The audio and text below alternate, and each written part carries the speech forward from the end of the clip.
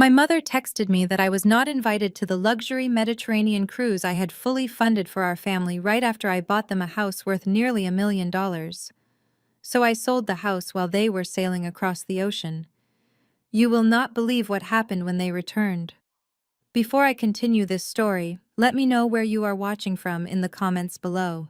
Hit like and subscribe if you have ever had to stand up to family who underestimated your worth. My name is Lydia and I am 34 years old. I stood at the Delta check-in counter at the international terminal feeling a rare sense of genuine excitement. My luxury boutique staging firm had just concluded its most profitable quarter yet, and I was ready to celebrate. The terminal around me buzzed with the frantic energy of travelers dragging oversized luggage and checking departure boards. I held my passport tightly in my hand. I had spent $30,000 booking a 2-week Mediterranean cruise for my family. It was supposed to be a bonding experience, a chance for all of us to reconnect after a highly stressful year. I had booked premium staterooms for my parents, Patricia and Richard, and a suite for my older brother Cameron and his wife Courtney. I even arranged for private excursions in Greece and Italy, hoping to create memories we could cherish for a lifetime. I was next in line to check my bags when my phone chimed with a text message notification. I pulled it from my pocket, expecting a message from my mother asking where we should meet near the gate. Instead, the text from Patricia read, "You are not coming. Dad wants just family. We gave your ticket to Courtney's sister." I stared at the glowing screen, trying to process the words. My brain simply refused to compute the sheer cruelty of the message. Just family. I was her daughter. I was the one who had carefully planned the entire itinerary over the past 6 months. I was the one who had paid for every single aspect of this luxury vacation. How could I suddenly not be family? The absolute audacity of giving my premium ticket to my sister-in-law's sister was staggering. A woman I had met exactly twice was currently preparing to board a ship on my dime while I stood abandoned at the airport. I stepped out of the check-in line, ignoring the annoyed sighs of the passengers behind me, and immediately dialed my mother's number. It rang 3 times before someone answered. But it was not my mother. It was my 37-year-old brother Cameron. He laughed loudly into the receiver over the background noise of the busy airport lounge. "Well, if it is not the workaholic spinster," Cameron said, his voice dripping with intense condescension. "What do you want, Lydia? We are about to board the plane." I demanded to know what was going on and why my mother had sent that horrific text message. Cameron sighed loudly into the phone as if I was being an unbearable nuisance. "Look, Lydia, you need to stop acting so entitled right now. Courtney's sister really needed a vacation. She has been going through a hard time, and frankly, she is much more fun to be around than you. You always bring the mood down with your constant business talk and serious attitude." Cameron. "I paid $30,000 for this trip," I said, my voice shaking with a mixture of disbelief and rising anger. "You cannot just give away a ticket that I purchased with my own hard-earned money to a stranger." Cameron scoffed loudly. "Your hard-earned money? Please, you just decorate houses for rich people. It is not like you have a real job that contributes anything meaningful to society. I am launching a massive cryptocurrency firm next month, and I need this trip to decompress before the big launch. You know how stressful the startup world is. You should be supporting my mental health instead of throwing a massive tantrum at the check-in counter." I could barely comprehend his deep delusion. Cameron was a perpetual failure who constantly called himself an entrepreneur but had never actually built a successful company in his entire life. Every single venture he touched went bankrupt within a year. And now he was lecturing me about hard work while standing in a VIP lounge that I had paid for. Before I could respond to his absurd claims, I heard scuffling on the other end of the line. My mother Patricia snatched the phone from him. Her tone was sharp and completely devoid of any maternal warmth. "Lydia, you need to calm down and stop making a scene," Patricia snapped. "You have plenty of money. You can go to Europe anytime you want. Your brother desperately needs this relaxation. He has been under so much extreme pressure lately trying to build his legacy." "Mom, you told me I was not family," I said, my voice dropping to a harsh whisper. "You took my ticket and gave it to a complete stranger." "Do not twist my words," Patricia replied smoothly, instantly deploying her favorite gaslighting tactic. Your father and I just wanted a peaceful family vacation without you constantly reminding us how much everything costs. You are always so terribly selfish, always trying to ruin your brother's happiness. Selfish. I repeated the word, tasting like ash in my mouth. I paid for the cruise. I just bought you and Dad a $966,000 house in a beautiful coastal Florida community because you were secretly drowning in massive debt and facing immediate bankruptcy. I completely saved you from losing everything. Patricia scoffed, completely unbothered by the stark reality of my massive financial support. We let you buy us that house, Lydia. It was the very least you could do after everything we sacrificed to raise you. You owe us this piece. We are keeping the ticket. Do not call us again until we get back from our trip. The line went completely dead. I lowered the phone slowly. I stood in the middle of the bustling terminal holding my luggage handle. I did not cry. I did not scream. I did not beg them to let me come. The lifetime of constantly trying to buy their love, of hoping that my financial support would finally earn me a secure place in their hearts, vanished in a single instant.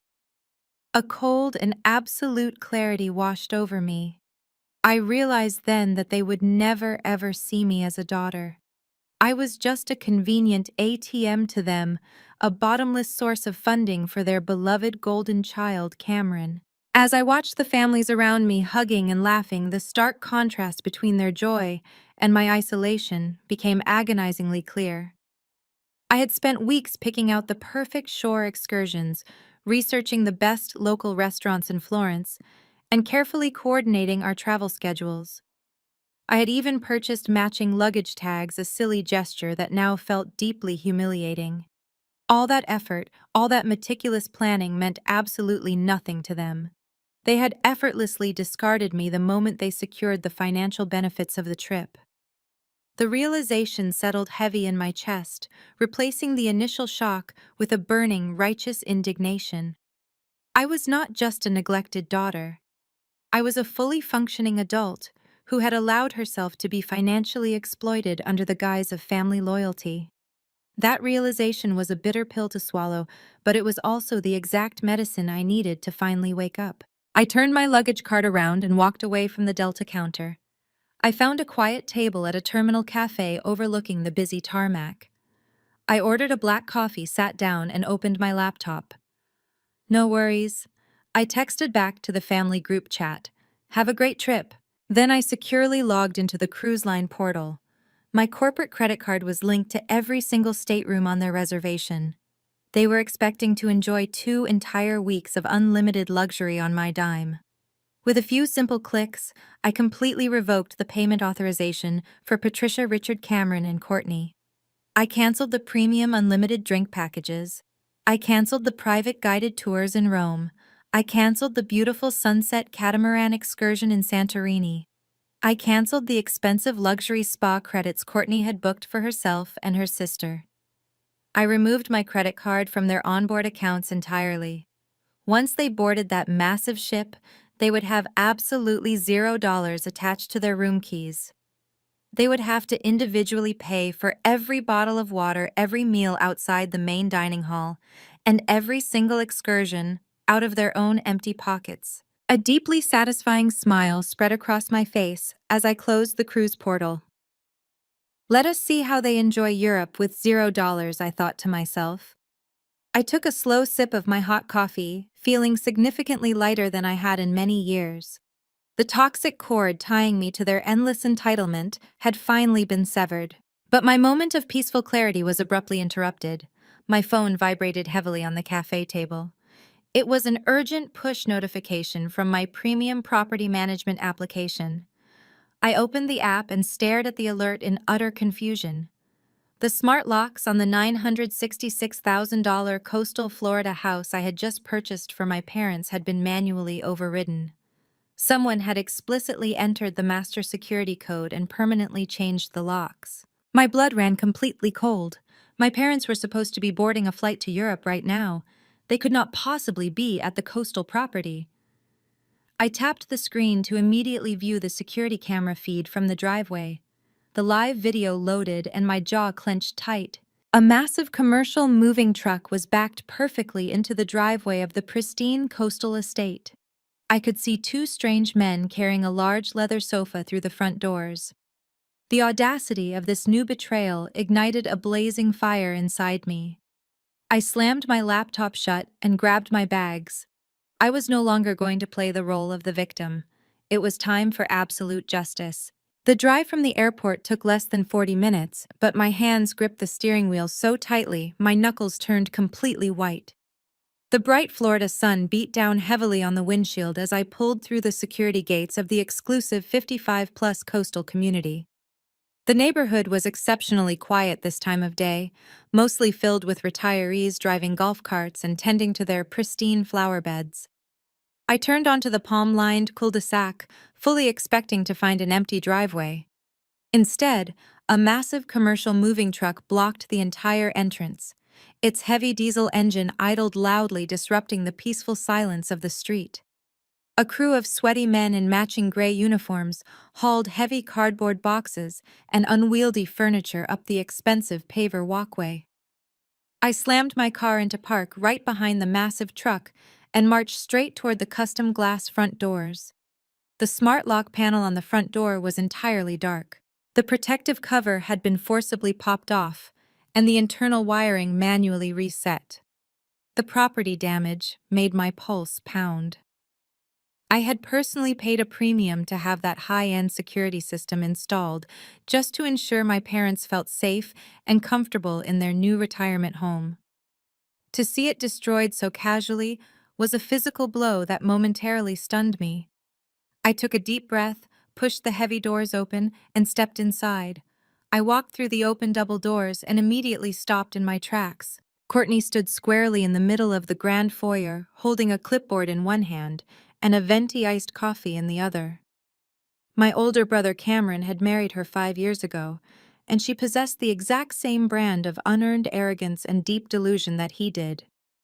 She pointed a manicured finger toward the master suite, barking orders at the crew like a dictator. "Be careful with that leather sectional," she yelled at two exhausted movers struggling under the weight of a massive, ugly brown couch.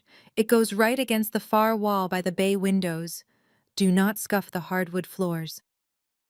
"Courtney," I said, my voice echoing sharply against the high ceilings of the foyer. "What exactly is going on here?" Courtney spun around. Her eyes widened for a fraction of a second before her face twisted into a smug, self-satisfied grin. She took a slow, deliberate sip of her iced coffee, looking me up and down with absolute disdain. "Well, if it is not the angry sister," she said, clicking her pen against the clipboard. "I thought you were supposed to be crying in an airport terminal right now. Cameron said you threw a massive fit at the check-in counter when you found out my sister got your ticket." "I asked you a direct question, Courtney," I said, taking a slow, calculated step closer to her. "Why is there a commercial moving truck parked in the driveway of my property, and why are movers currently carrying Cameron's atrocious furniture into the master bedroom?" Courtney laughed, a harsh, grating sound that echoed loudly off the walls. "Your property? That is hilarious, Lydia. Really funny." She casually flipped to the second page on her clipboard and ripped off a crumpled piece of paper. She held it out to me like she was handing a parking ticket to a stranger. "Patricia did not text you before their flight took off. She and Richard signed the deed over to Cameron yesterday morning before they left for Europe. It is our house now. Mom said you can come by next week to pick up your staging furniture. We do not need your cold minimalist aesthetic in our new family home. We are bringing in our own interior decorator tomorrow." I took the crumpled paper from her hand. It was a standard fill in the blank legal template clearly printed from a free online website. At the very top, someone had hastily scribbled "quitclaim deed" in bright blue ink. Below that, my mother and father had signed their names, supposedly transferring full ownership of the luxury property to my brother Cameron. There was no official notary stamp anywhere on the page. There was no raised county seal. There was nothing connecting this garbage paper to any legitimate real estate transaction. My parents had actually believed they could simply gift a nearly $1 million house to my brother just because they felt completely entitled to the wealth I had built from the ground up. They assumed that because I handed them the keys to save them from their mounting credit card debt, They owned the very ground the property stood on. They viewed my money as family money, and my assets as theirs to distribute to the golden child. I had sacrificed my own peace of mind to ensure they did not end up homeless, and this was how they repaid my generosity. I stared at the fake deed, fighting the sudden urge to burst out laughing at the sheer stupidity of their plan. "Courtney," I said, keeping my voice deadly calm. "Patricia and Richard do not own this house." Courtney rolled her eyes heavily, crossing her arms over her chest. "Oh, stop being so bitter, Lydia. Mom and Dad bought this place for their retirement. They just decided that Cameron needed it more than they did, since he is actually trying to build a lasting legacy for this family. You have plenty of money. You do not need to be so greedy and selfish all the time."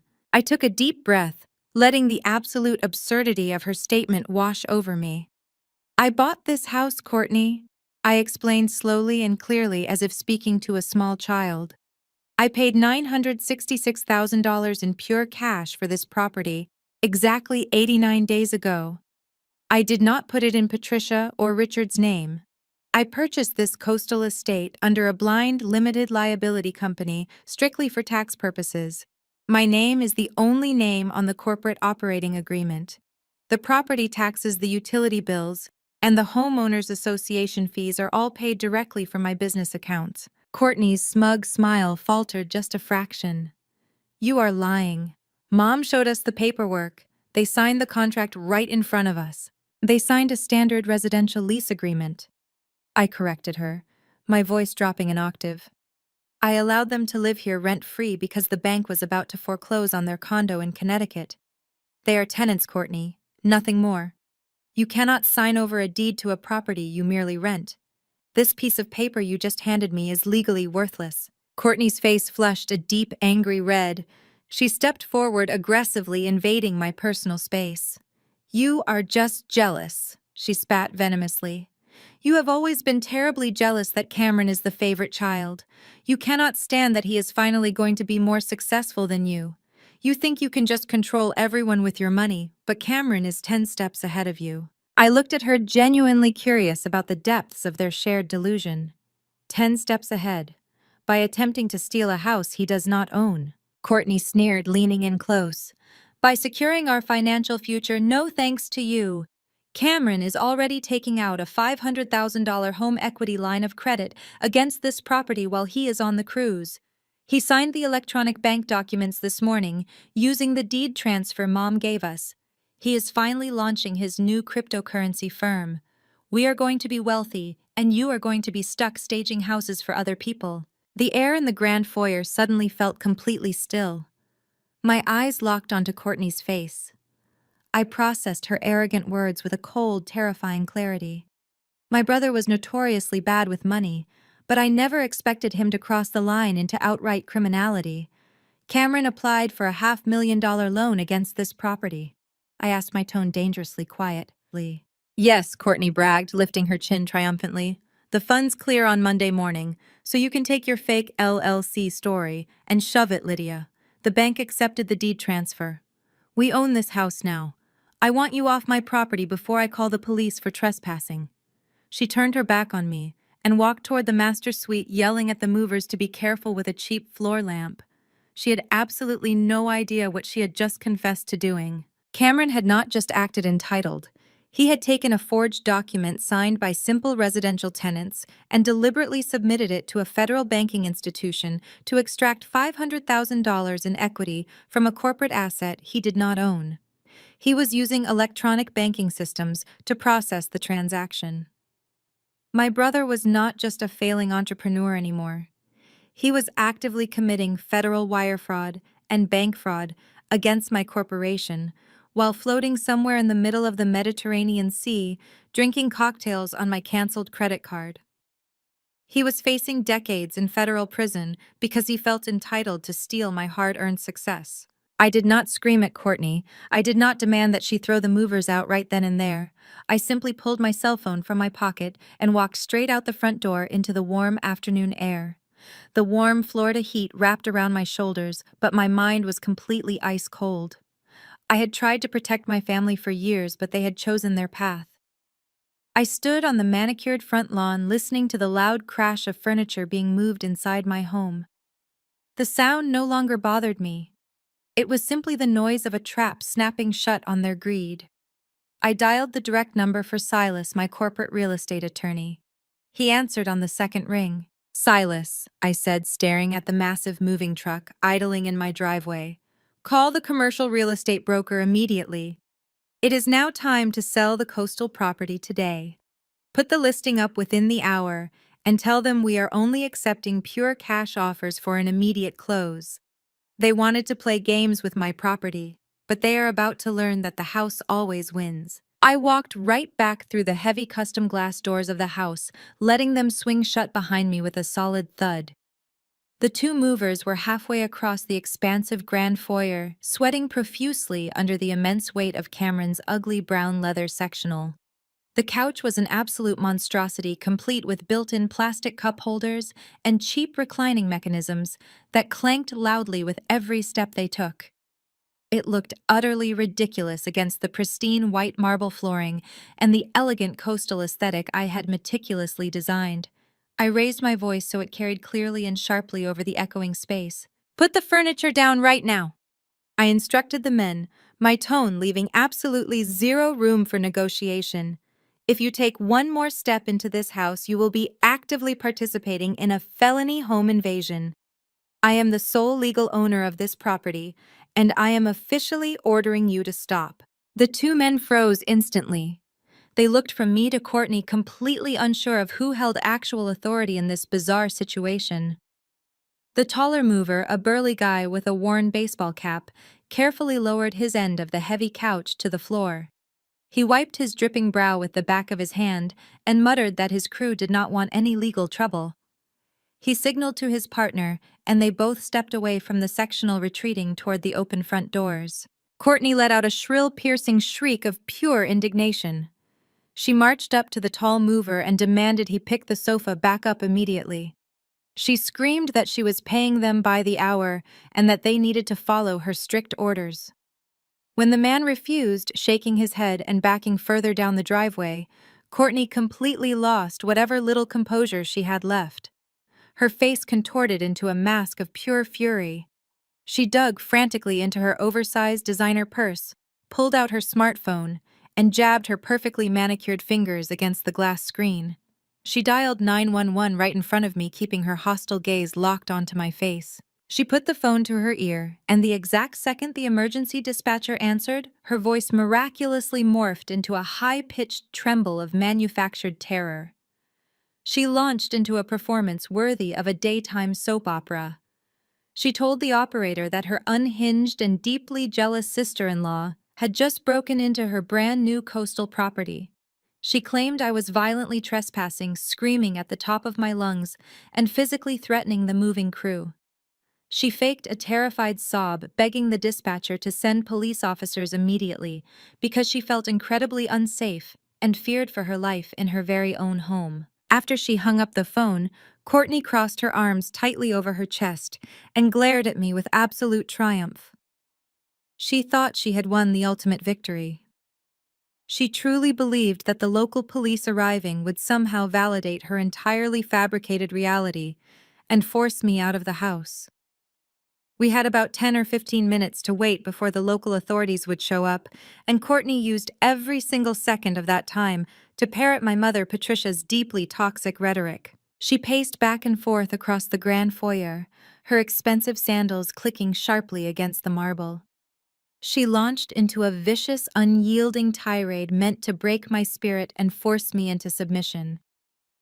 "You are so intensely bitter, Lydia," she spat out, gesturing wildly with her hands.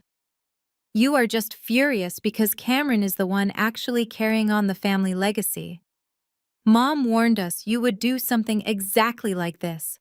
She said you would try to ruin his big moment just because you are miserable and alone in your sad little corporate life." Courtney stepped closer, jabbing her finger aggressively in my direction. "You have always been jealous of us. Look at what you tried to do at our wedding. You tried to completely ruin the happiest day of our lives by refusing to pay for the open bar. Mom and Dad had to take out another massive personal loan just to cover your incredibly selfish behavior. You have millions of dollars sitting in the bank, and you could not even buy your only brother decent drinks for his wedding guests. Now you are trying to steal the beautiful house Mom explicitly gave him. You are sick, Lydia. You need serious psychiatric help. I stood there listening to her, completely unbothered by her venomous accusations. 4 years ago, when they got married, Cameron and Courtney had demanded I write a check for $40,000 to cover their extravagant reception. When I politely declined, offering instead to pay for their honeymoon flights to Hawaii, my family had labeled me a greedy, heartless monster. My parents had indeed taken out a terrible high-interest personal loan to fund Courtney's top-tier open bar and ridiculous ice sculptures. That same reckless financial behavior was exactly why they had faced total bankruptcy last year, forcing me to step in and buy this house to save them from financial ruin. The sheer irony of Courtney standing in the foyer of the house I bought, claiming I was the one destroying the family legacy, was almost poetic in its absurdity. I did not argue with her. Arguing with Courtney was like trying to reason with a brick wall. It was a complete waste of breath and energy. I simply walked past her, ignoring her continuing shrieks, and headed over to the kitchen island. I pulled out one of the tall, sleek bar stools and sat down calmly. I took my phone out of my pocket and opened my secure messaging application. I had already set the cash sale of the house in motion with my commercial broker, but I needed my corporate real estate attorney, Donovan, to handle the immediate local trespassing issue happening right in front of me. I quickly texted Donovan requesting the immediate electronic delivery of the complete legal file for the coastal property. I typed out a concise message explaining that my brother was attempting to commit mortgage fraud using a forged quitclaim deed and that the police were currently en route to the house.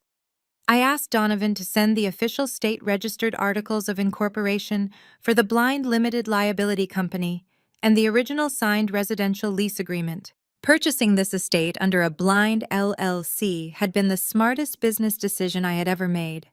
I originally did it for strict tax purposes and to shield my personal assets from any potential liability. Because it was a blind trust, my parents never saw my personal name on any of the closing documents. They only interacted with the property management firm I had hired to act as the intermediary. My parents never owned a single brick, a single window, or a single blade of grass on this property. They had merely signed a standard residential lease agreement, which allowed them to live here rent-free. In their boundless arrogance and entitlement, they had simply assumed the dense legal paperwork they signed was a deed transferring ownership to them because they felt entirely entitled to my wealth. Donovan was incredibly efficient. Within 3 minutes, my phone chimed with a secure email notification. I opened the encrypted files and downloaded the watermarked PDFs directly to my device. I had the state-certified articles of incorporation, proving beyond a shadow of a doubt that I was the sole managing member and exclusive owner of the LLC that held the title to the house. I had the certified bank records showing the massive wire transfer for the cash purchase of the property. And most importantly, I had the heavily detailed 50-page lease agreement explicitly signed by both Patricia and Richard, acknowledging they were simply renting the property under my strict corporate terms. The lease strictly forbade them from subletting, assigning the lease, or transferring residency to anyone else. My legal arsenal was fully loaded, organized, and ready to be deployed. I sat quietly at the kitchen counter, casually scrolling through the digital documents, while Courtney continued her unhinged rant in the background. She was loudly boasting to the movers, who were still awkwardly standing in the driveway, about the luxury vehicles they were going to lease once Cameron's home equity line of credit officially cleared the bank. She talked about hiring a celebrity interior designer to completely gut the master bathroom because the expensive imported Italian marble I had chosen was apparently too depressing for her vibrant personality. I let her talk. I let her dig the hole as deep as possible. Every word out of her mouth only confirmed the absolute delusion my family operated under. The distinct wail of police sirens finally cut through the quiet peace of the suburban neighborhood. The sound grew louder and louder, bouncing off the manicured houses until it abruptly stopped right outside the front doors. I looked through the large front bay windows and saw two local police cruisers pull up hard against the curb, deliberately blocking the commercial moving truck from leaving. Red and blue lights flashed brightly, reflecting off the pristine glass of the front entrance and drawing the attention of several curious neighbors who began peeking out of their front doors. Courtney let out a loud, dramatic gasp the moment she saw the flashing lights. She instantly snapped back into her fragile victim persona. She forced real tears to well up in her eyes, her face crumpling into an expression of profound distress and terror. She snatched the forged, unnotarized piece of paper off the kitchen counter and clutched it tightly to her chest like a protective shield. She sprinted toward the front doors, throwing them wide open and running straight toward the approaching officers. She pointed a shaking, manicured finger back at the house, crocodile tears streaming rapidly down her face. She sobbed hysterically, waving the completely fake deed wildly in the air and screaming at the top of her lungs, demanding that the officers place me in handcuffs immediately and drag me off her property. The two local police cruisers skidded to a halt at the edge of the driveway, their tires biting harshly into the pavement.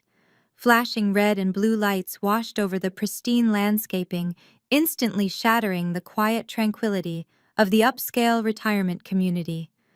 Doors opened, and heavy boots hit the ground as two uniformed officers approached the house. Courtney did not waste a single second. She practically launched herself off the front porch and sprinted toward the lead officer. She forced a frantic, hysterical sob from her throat, perfectly playing the role of the terrified, victimized homeowner. She thrust the crumpled, unnotarized piece of paper directly into the lead officer's chest. Tears streamed rapidly down her face, completely ruining her expensive makeup. She pointed a shaking, manicured finger back at me as I stood calmly on the front steps. She screamed to the officers that her deeply unhinged, violently jealous sister-in-law had just broken into her brand-new coastal property.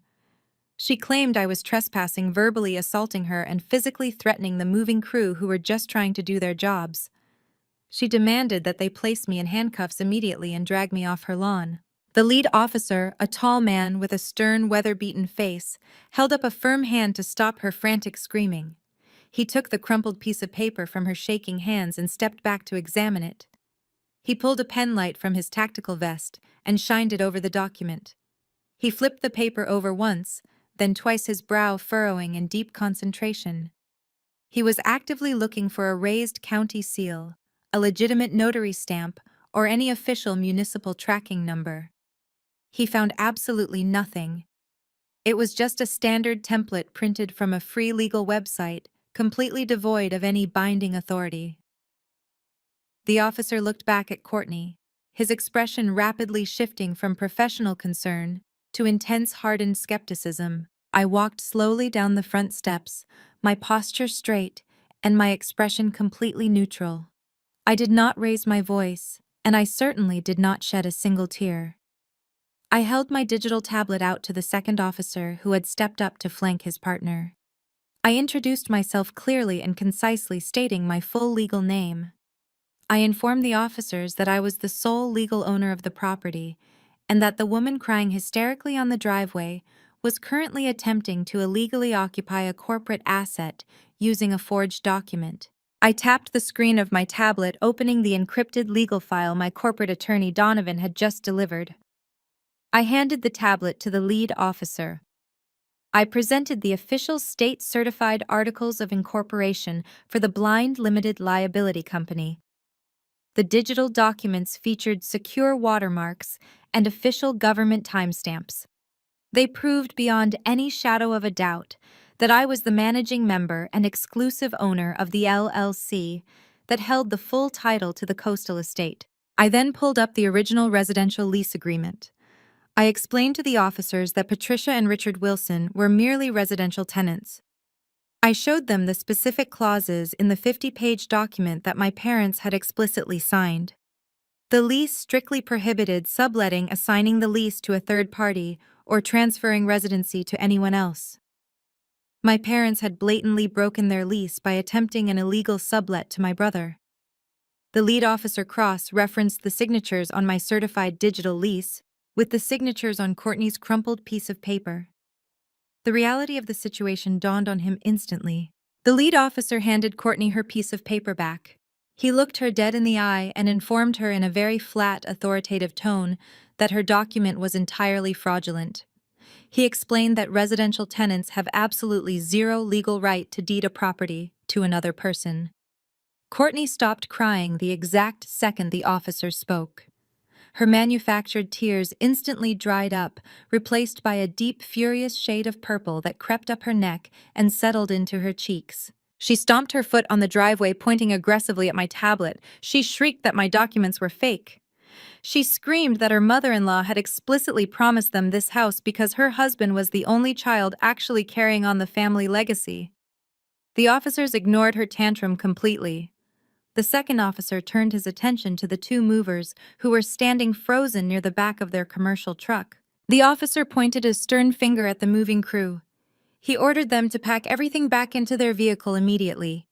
He explicitly warned them that if they carried one more piece of furniture across the threshold of the house, they would be placed in handcuffs and formally charged with aiding and abetting a residential burglary.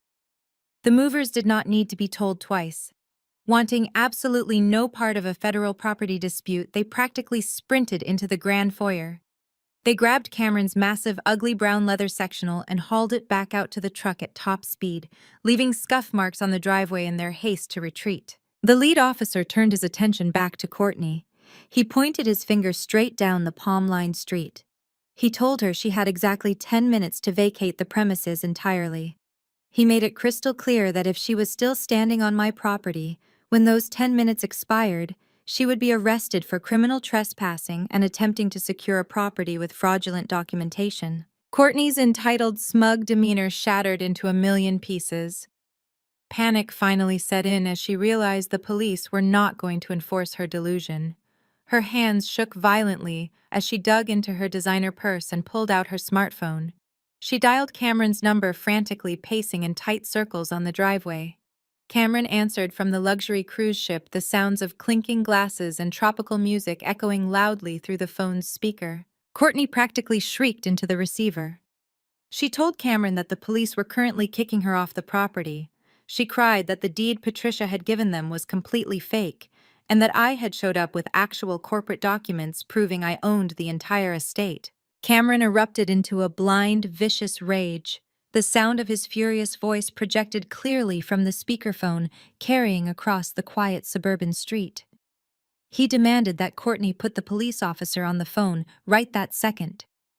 Courtney eagerly thrust her phone toward the lead officer, who reluctantly leaned in to listen, his arms crossed tightly over his tactical vest. Cameron began screaming at the officer, his voice dripping with intense arrogance and absolute entitlement. He threatened to sue the entire police department for harassing his wife. He yelled that he was a highly successful cryptocurrency entrepreneur and that the house rightfully belonged to him because his mother said so. He loudly boasted that he was already in the middle of processing a $500,000 home equity line of credit against the property, inadvertently confessing to federal bank fraud right into the ear of a sworn law enforcement officer. Cameron then turned his wrath toward me. He screamed through the phone speaker that I was a lying snake. He yelled that I was just a bitter, jealous spinster trying to steal his rightful inheritance and ruin his massive business launch.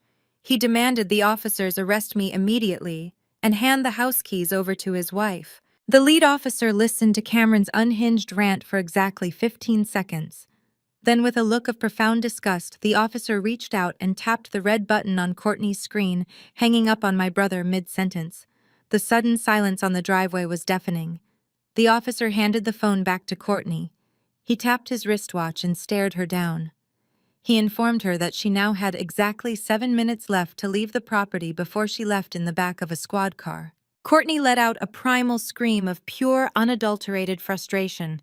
She stomped her feet on the driveway like a petulant toddler, hurling a vicious stream of profanities in my direction. When neither I nor the police officers reacted to her outburst, she finally spun around and stormed toward her luxury SUV. She threw herself into the driver's seat, slammed the heavy door shut, and aggressively keyed the ignition.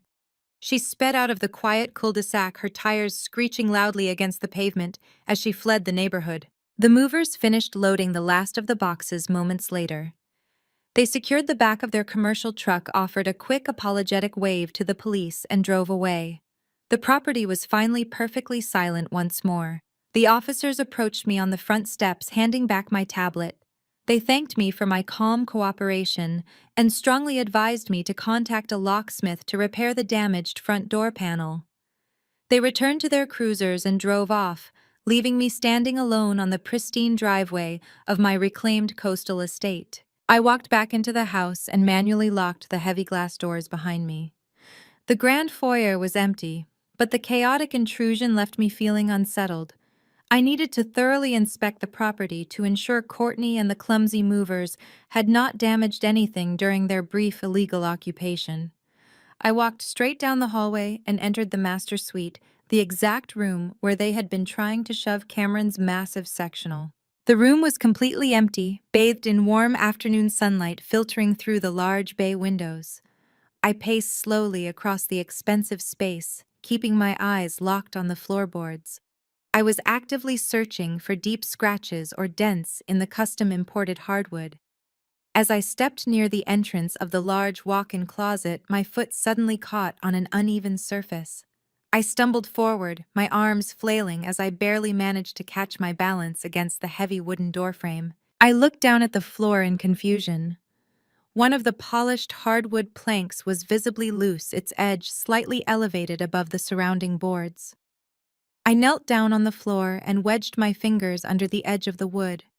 I pulled upward and the plank lifted away with surprising ease, revealing a dark, intentionally hollowed-out space between the heavy floor joists. I stared into the dark cavity, my pulse quickening. Nestled deep inside the hidden compartment was a heavy metal lockbox. It was a rugged, fireproof security safe, completely covered in a fine layer of dust. It featured a complex mechanical combination dial on the front panel. Attached to the lid was a small, tarnished brass plaque securely riveted to the metal. Engraved deeply into the brass were my father's initials, Richard Wilson. I knelt on the bare hardwood floor and pulled the heavy metal lockbox out from the dark cavity between the joists. The thick layer of dust coated my fingers, but I did not care.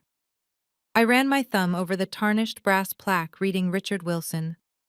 My father had always been fiercely protective of his private financial documents. He frequently lectured me about the importance of securing sensitive paperwork, claiming it was a crucial habit for any successful business owner. Seeing his personal safe hidden under the floorboards of the house I bought for him was jarring but not entirely surprising. I sat cross-legged and pulled the heavy box into my lap. The mechanical dial stared back at me, demanding a 4-digit code. My father was a creature of absolute habit. He was deeply predictable in every aspect of his life. I turned the cold metal dial to the numbers of his wedding anniversary. I pressed the latch, but the box remained firmly locked. I tried the year he started his first manufacturing job. Nothing happened. A quiet, bitter realization settled over me. I spun the dial again, entering the 4 digits that dictated the entire dynamic of our family. 0812, August 12th, Cameron's birthday. The heavy internal mechanism clicked loudly in the quiet room. The thick lid popped open. The sheer predictability of his favoritism was almost laughable. Even in his deepest secrets, my father prioritized his golden child above all else. I pushed the heavy lid all the way back, expecting to find a stash of emergency cash or perhaps my grandmother's missing vintage jewelry. My parents had always claimed those heirlooms were lost during a move, but I had long suspected they pawned them to fund one of Cameron's early ventures. Instead of valuables, the safe was packed to the brim with thick manila folders. The paper smelled stale and old, like the damp basement of our childhood home. I pulled out the first folder. It was labeled Personal Taxes in my father's tight, aggressive handwriting. I flipped it open, expecting to see their joint returns. Instead, my own name jumped off the page. Lydia Wilson. I frowned, pulling the thick stack of papers into the afternoon sunlight streaming through the bay windows.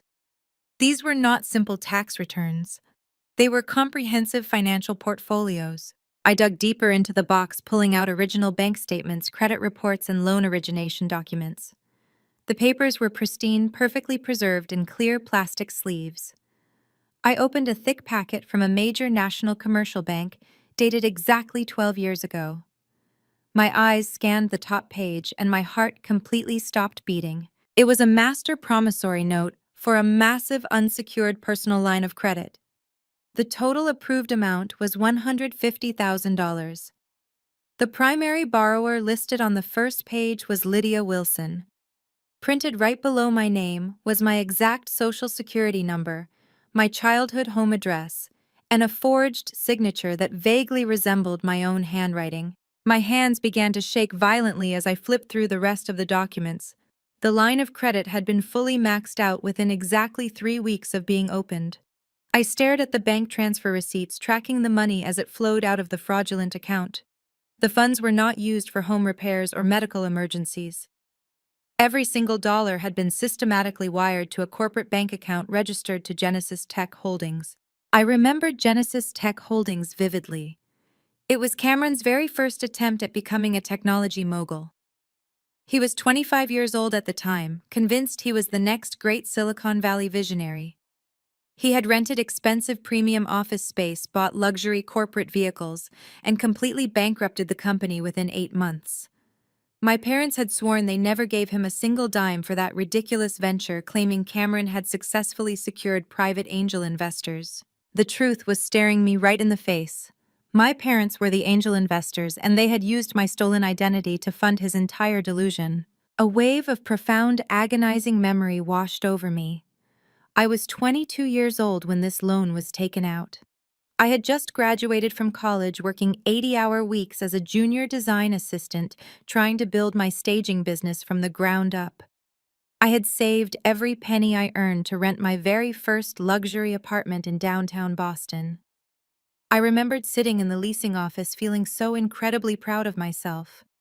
The leasing agent had taken my application, run my background check, and then returned to the lobby with a look of deep pity. She handed my application back and told me I was instantly denied.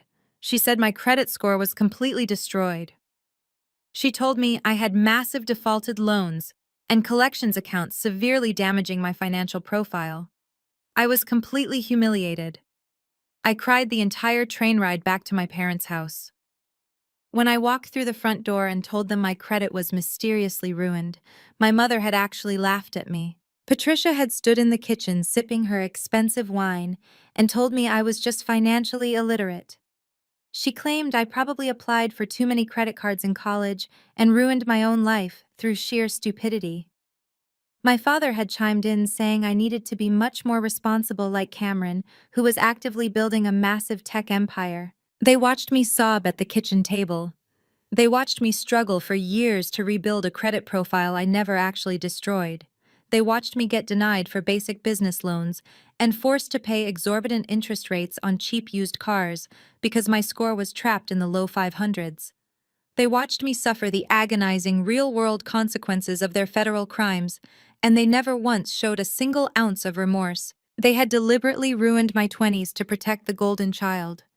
They stole my identity, committed massive financial fraud, and then happily gaslit me into believing I was the failure. I sat on the floor of the empty master bedroom, surrounded by the irrefutable evidence of my family's ultimate betrayal. Any lingering trace of familial guilt evaporated from my body entirely. The small, tiny voice in my head that had always whispered that maybe I was being too harsh, or maybe they really did love me, went completely silent. It was instantly replaced by a cold, calculating determination.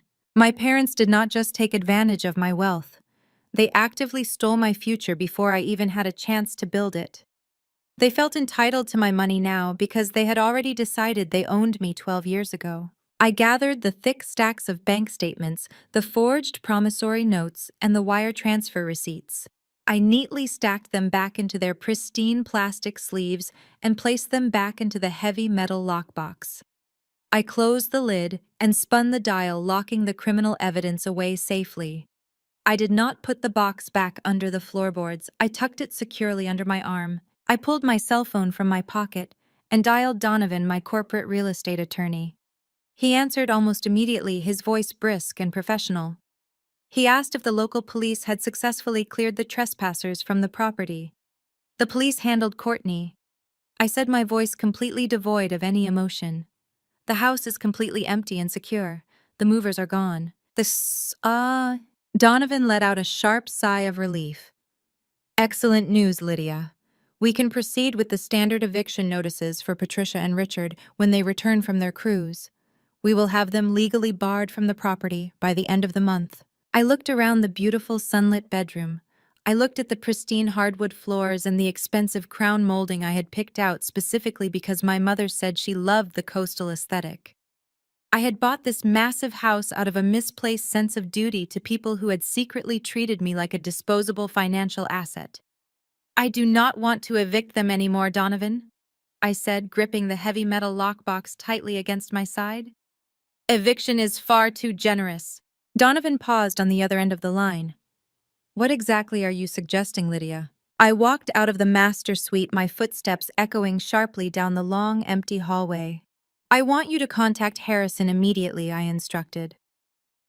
Harrison was the lead buyer for a massive corporate real estate investment group that had been trying to aggressively acquire properties in this specific neighborhood for the past 6 months. He had personally offered to buy this exact house from me before I moved my parents into it. Tell Harrison the coastal property is officially back on the market today, I said, walking through the grand foyer and out the front doors. Tell him he can have the entire estate, including all the premium custom staging furniture, for a pure cash offer. The only absolute condition is a lightning-fast 7-day closing period. Donovan sounded slightly shocked. Lydia, you are talking about selling $1 million asset in less than a week. The corporate group will want immediate possession of the estate. Your parents' personal belongings are still inside the house. I stood on the front porch and locked the heavy glass doors. My parents are on a luxury cruise in the Mediterranean, I replied, stepping out into the bright Florida sun. By the time their ship docks back in the United States, they will not have a home to return to. Initiate the cash sale, Donovan. Accept the offer right now. I walked down the driveway and climbed into my car. I tossed the heavy lockbox onto the passenger seat. The game was officially over. I drove out of the security gates of the coastal community and pulled into the parking lot of a high-end coffee shop just a few miles down the road. I ordered a black coffee, sat at a small corner table, and placed my father's heavy metal lockbox on the chair next to me. The absolute finality of my decision settled over my shoulders like a thick protective armor. For years, I had desperately tried to buy my parents' love and secure their approval by fixing their constant financial disasters. I had sacrificed my own peace of mind to ensure they had a beautiful place to live. Now, knowing they had deliberately stolen my identity to fund Cameron's delusion and actively ruined my 20s, I felt nothing but a profound, icy clarity. The emotional chains that had bound me to them were completely severed. My phone vibrated against the wooden table. It was Donovan. He informed me that he had just spoken directly with Harrison, the lead buyer for the corporate real estate investment group. Harrison was highly motivated. His firm had been attempting to corner the luxury market in this specific zip code for months, and my property was the exact crown jewel they needed for their portfolio. Donovan told me Harrison was currently in the area and wanted to tour the estate immediately. I finished my coffee, picked up the lockbox, and drove straight back to the house. Harrison arrived precisely at 3 o'clock in a sleek black town car. He was a sharp, no-nonsense corporate operator dressed in an immaculate charcoal suit. He stepped out of his vehicle and greeted me with a firm, practiced handshake. He did not ask about my family. He did not ask why I was selling so abruptly, and he certainly did not care about the local police cruisers that had been parked in the driveway just hours prior.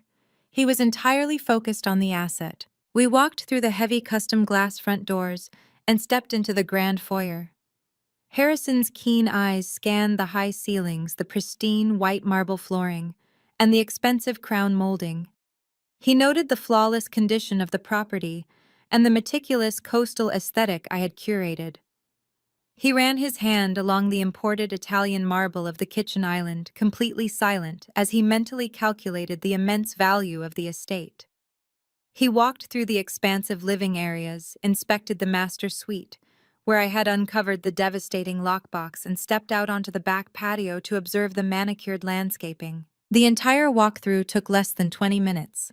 Harrison turned to face me in the center of the kitchen, his expression strictly business. He told me the property was flawless and that the high-end staging furniture perfectly complemented the architectural design. He did not want to waste time negotiating back and forth. He looked me dead in the eye and offered $1.3 million in pure liquid cash. It was a massive premium over what I had paid just 89 days ago. The corporate group was willing to overpay simply to acquire the asset and secure their foothold in the neighborhood. I stood in the exact spot where Courtney had shrieked her manufactured outrage and calmly considered the tremendous offer. Harrison stated that the cash funds could be wired directly into my corporate accounts, and the entire transaction could be legally closed within a lightning-fast 7-day period. There was only one strict, non-negotiable condition attached to the premium price tag. Harrison pointed a finger at the master suite hallway. He told me that his firm required immediate, undisputed possession of the property. The house had to be completely devoid of all personal belongings by Friday afternoon. The corporate group planned to bring in their own architectural photographers over the weekend, and they could not have any residential clutter interfering with their commercial timeline. If there was so much as a single toothbrush left in the master bathroom, the entire deal would be instantly voided. I looked at Harrison and extended my hand. I told him we had a deal. Donovan had already emailed the preliminary commercial sales agreement to both of us. Harrison pulled a sleek silver pen from his jacket pocket and slid the printed documents across the smooth marble surface of the kitchen island. I signed my name with sharp, decisive strokes, completely signing away the property that my parents believed they rightfully owned. The crisp sound of the pen scratching against the paper was the sound of a heavy steel door slamming shut on my family's unearned luxury. I did not waste a single second after Harrison drove away. With the Friday deadline looming, I immediately contacted a premium rapid response, packing, and junk removal service based out of downtown Boston. I paid a massive premium to have a 12-person crew dispatched to the coastal estate that very same evening. I sat on the bar stool in the kitchen drinking bottled water and orchestrating the total dismantling of my parents' lavish lifestyle. The packing crew arrived in 3 large unmarked vans. They were efficient professional and asked absolutely no questions about why they were rapidly emptying a $1 million home at 6 o'clock in the evening. I stood in the hallway and directed them to pack every single item belonging to Patricia and Richard. I watched with cold satisfaction as 2 workers carefully wrapped and boxed my father's absurdly expensive custom-tailored golf clubs. He had bragged for months about how those clubs would make him the star of the local retirement country club. Now they were being shoved into heavy-duty cardboard boxes. I walked into the massive walk-in closet and instructed a team of 3 women to clear out every single garment. I watched them pull Patricia's extensive collection of silk resort wear, expensive cashmere sweaters, and high-end designer handbags off the custom velvet hangers. My mother had spent thousands of dollars outfitting herself for her new wealthy persona, using the money she saved by living rent-free in my house. The workers swiftly folded the expensive fabrics and sealed them away in dark plastic shipping bins. They packed up the large, hard-shell cruise luggage boxes my parents had left behind, gathering all the excessive luxury items they had accumulated while secretly viewing me as their personal bank account. The house was systematically stripped bare. The premium staging furniture remained perfectly in place, but every trace of Patricia and Richard Wilson was completely erased from the property. They had treated my home like their own personal kingdom, and now they were being evicted by a team of strangers in matching gray uniforms. I instructed the lead foreman on exactly where the boxes needed to go. I did not send their belongings to a premium luxury storage facility.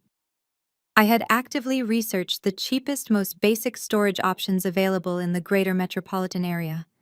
I rented a dingy, windowless $90 a month climate-controlled unit in a run-down industrial park across town. The facility was surrounded by rusted chain link fences, and the harsh fluorescent lights in the corridors constantly flickered.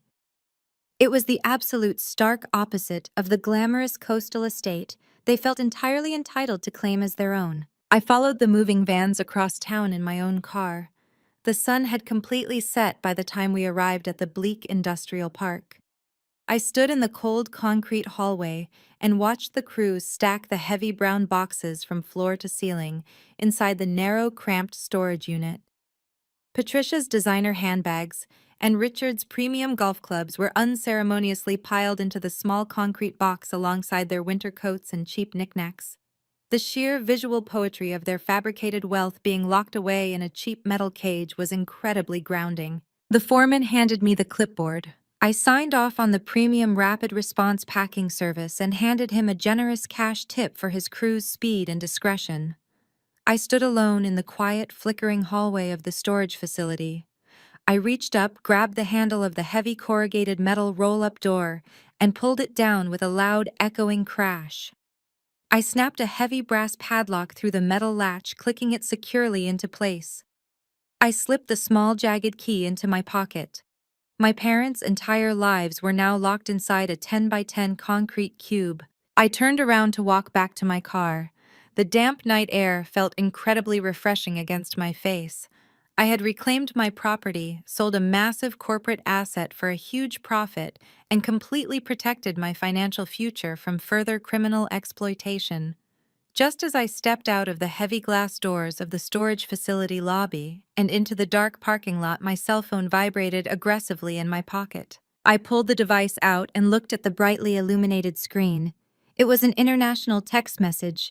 It was from Patricia, sent directly from a port in Greece.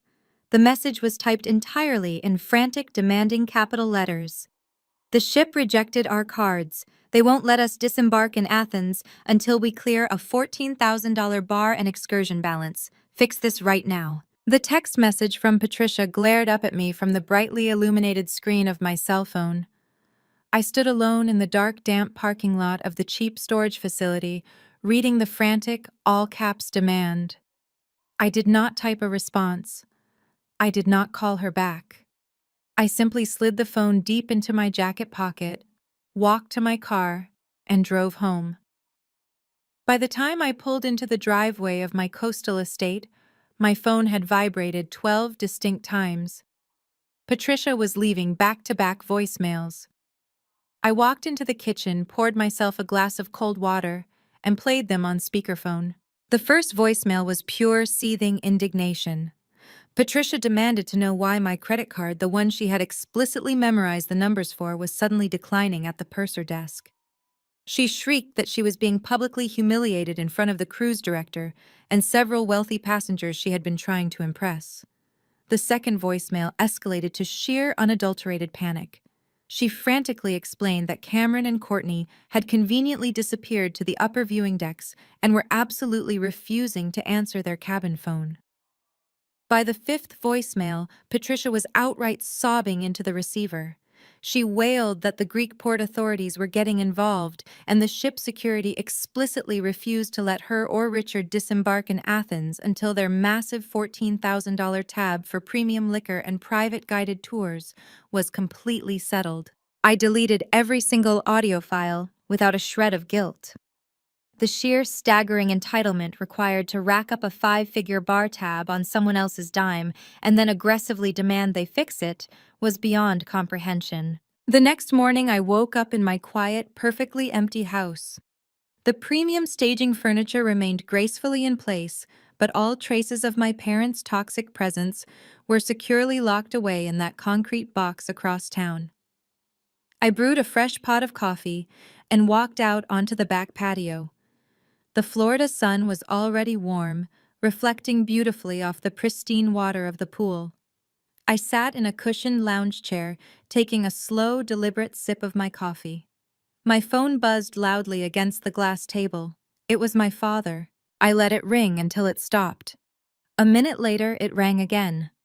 I answered it on the third attempt, putting it on speaker and resting it flat on the table. Richard did not bother with a standard greeting. His voice boomed through the small speaker, dripping with that familiar aggressive gaslighting he had weaponized to control me my entire life. Lydia, stop throwing a tantrum, he barked, his tone laced with absolute unearned authority. Your brother is embarrassed in front of his wife's sister. The ship staff are treating us like common criminals. Wire the money to the ship's purser immediately, or you are completely cut out of this family's future. Do you understand me? You will not see a single dime of your inheritance. I sat there listening to the man who had actively stolen my identity, threatened to withhold an inheritance that did not even exist. He was still trying desperately to play the role of the wealthy, powerful patriarch, while literally trapped on a boat, unable to pay his own bar tab. He truly believed he still held all the controlling cards. I leaned forward and tapped the red button, ending the call mid-breath. I picked up the phone and opened my text messages. I typed out my response slowly and carefully, ensuring every single word carried the exact heavy weight of 12 years of stolen financial freedom. I am sorry, Dad, I typed. I would love to help, but my funds are tied up. Did you know the IRS flags suspicious lines of credit taken out on stolen Social Security numbers? You should probably look into that. Enjoy Athens. I hit send. I set the phone down and took another sip of my hot coffee. The retaliation was completely silent, but I could practically feel the massive shockwave radiating across the Atlantic Ocean. I imagined Richard staring at his glowing screen, reading those exact precise words. I imagined the blood rapidly draining from his face as he realized his ultimate secret, the one he thought he had buried securely under the floorboards of my master bedroom, was entirely exposed. He knew exactly what that text meant. He knew I had found the lockbox. He knew I possessed the promissory notes, the forged signatures, and the highly detailed bank transfers. He knew his entire fabricated life of luxury was built on federal fraud, and I held all the undeniable receipts. For 3 straight hours there was absolute silence from the Mediterranean. No more ringing calls, no more demanding text messages, no more hysterical sobbing voicemails from Patricia. The deafening quiet was the most satisfying sound I had ever experienced in my entire life. Then, right as I was walking back into the kitchen to rinse my coffee mug, my phone lit up again. This time, the caller ID flashed Cameron's name. I answered the call, fully expecting another barrage of entitled screaming, or perhaps more empty threats about his imaginary legal prowess. Instead, the voice that came through the speaker was shaking with actual, raw, unfiltered panic. Lydia, you have to help me. Cameron stammered, his breath catching sharply in his throat. Please, Lydia. You have to call the bank. You have to tell them the deed is real. His arrogant bravado had completely vanished. He was not a brilliant tech visionary or a highly successful cryptocurrency entrepreneur. He was a terrified 30-year-old man whose entire fabricated house of cards had just violently collapsed. What are you talking about, Cameron? I asked, keeping my voice totally detached and perfectly monotone. The bank froze everything, he gasped, sounding like he was pacing rapidly in a small enclosed space. The federal underwriter processing the home equity line of credit ran a deep title search this morning. They flagged the quitclaim deed Mom gave me. They said the notary seal was missing and the property was officially owned by a corporate entity. They froze my entire account, Lydia. Every single checking and savings account is locked down under heavy suspicion of bank fraud. I have zero access to any money. Courtney is crying in the cabin. The ship is demanding immediate payment for the luxury suite, and my cards are all declining. I leaned against the cool marble of the kitchen counter, letting the sheer magnitude of his absolute stupidity wash over me. Cameron had actually tried to push a poorly forged deed through a federal banking institution while actively sitting on a cruise ship. He thought he was so much smarter than everyone else that he could just easily bypass standard legal protocols through sheer arrogant entitlement. You committed mortgage fraud, Cameron, I stated plainly. You submitted a forged legal document to extract $500,000 against a corporate asset you absolutely do not own. The bank did exactly what they are legally required to do. You have to verify the HELOC. He begged, his voice cracking pathetically. Just call the underwriter. Tell them you authorize the transfer. Tell them the LLC is yours and you approve the $500,000 line of credit. I will pay you back, Lydia, I swear to God. I will pay you back every single cent with interest when crypto bounces back next quarter. You know my new venture is going to be massive. Just verify the loan so they unfreeze my accounts. He was still living in a complete fantasy world. He genuinely thought a simple friendly phone call could instantly erase federal bank fraud. He thought promising me imaginary future cryptocurrency profits would somehow magically convince me to willingly participate in his criminal enterprise. He had spent his entire life watching our parents bail him out of every single massive failure, and he truly believed I would step in and do the exact same thing. I am not bailing you out, Cameron, I said, my voice ice cold. I am not verifying a fraudulent loan. You and Mom and Dad can sit in that tiny cabin and figure out how to pay your own bills. Do not ever call this number again. I hung up the phone and instantly blocked his contact. I blocked Patricia and Richard as well. They were officially cut off. They were stranded in Greece with no money, no access to credit, and absolutely no way to continue their luxury vacation. They were going to have to face the severe music entirely on their own. I took a deep breath, feeling incredibly light. The fast cash sale of the house was progressing perfectly. The property was empty. The toxic family members were completely neutralized. All I had to do was wait for Harrison's corporate team to finalize the thick paperwork on Friday, and I could walk away from this entire nightmare with a massive financial profit. Exactly 5 minutes later, my phone rang again. I glanced at the screen. It was Brenda, the lead escrow officer at the title company, handling the cash transaction for Harrison's real estate group. We had spoken earlier that morning to thoroughly confirm the preliminary wire instructions. I answered the call, expecting her to ask a routine standard question about the final closing disclosures. Hi, Brenda, I said cheerfully. Is everything set for Friday? Lydia, we have a major problem, Brenda said, her voice incredibly tight with professional concern. I just pulled the updated property records to prepare the final clean title for the corporate buyer. The transaction is completely halted. I stood up straight, my cheerful demeanor instantly vanishing. What do you mean, halted? Harrison offered pure cash. The house is totally empty. I am the sole owner of the LLC. There is no mortgage on the property. There is no mortgage, Brenda confirmed, sounding deeply stressed. But there is a brand new mechanic's lien attached directly to the property address. It was officially recorded and actively filed with the county clerk yesterday afternoon. A lien, I repeated, my mind racing, trying desperately to understand how this was physically possible. For what? I am looking at the formal filing right now, Brenda said, the distinct sound of shuffling papers echoing through the phone. It is a strict contractor's lien from Apex Luxury Pools and Spas. It is for unpaid construction materials and heavy labor. The total exact amount filed against your property is $85,000. $85,000. The number hit me like a solid physical blow.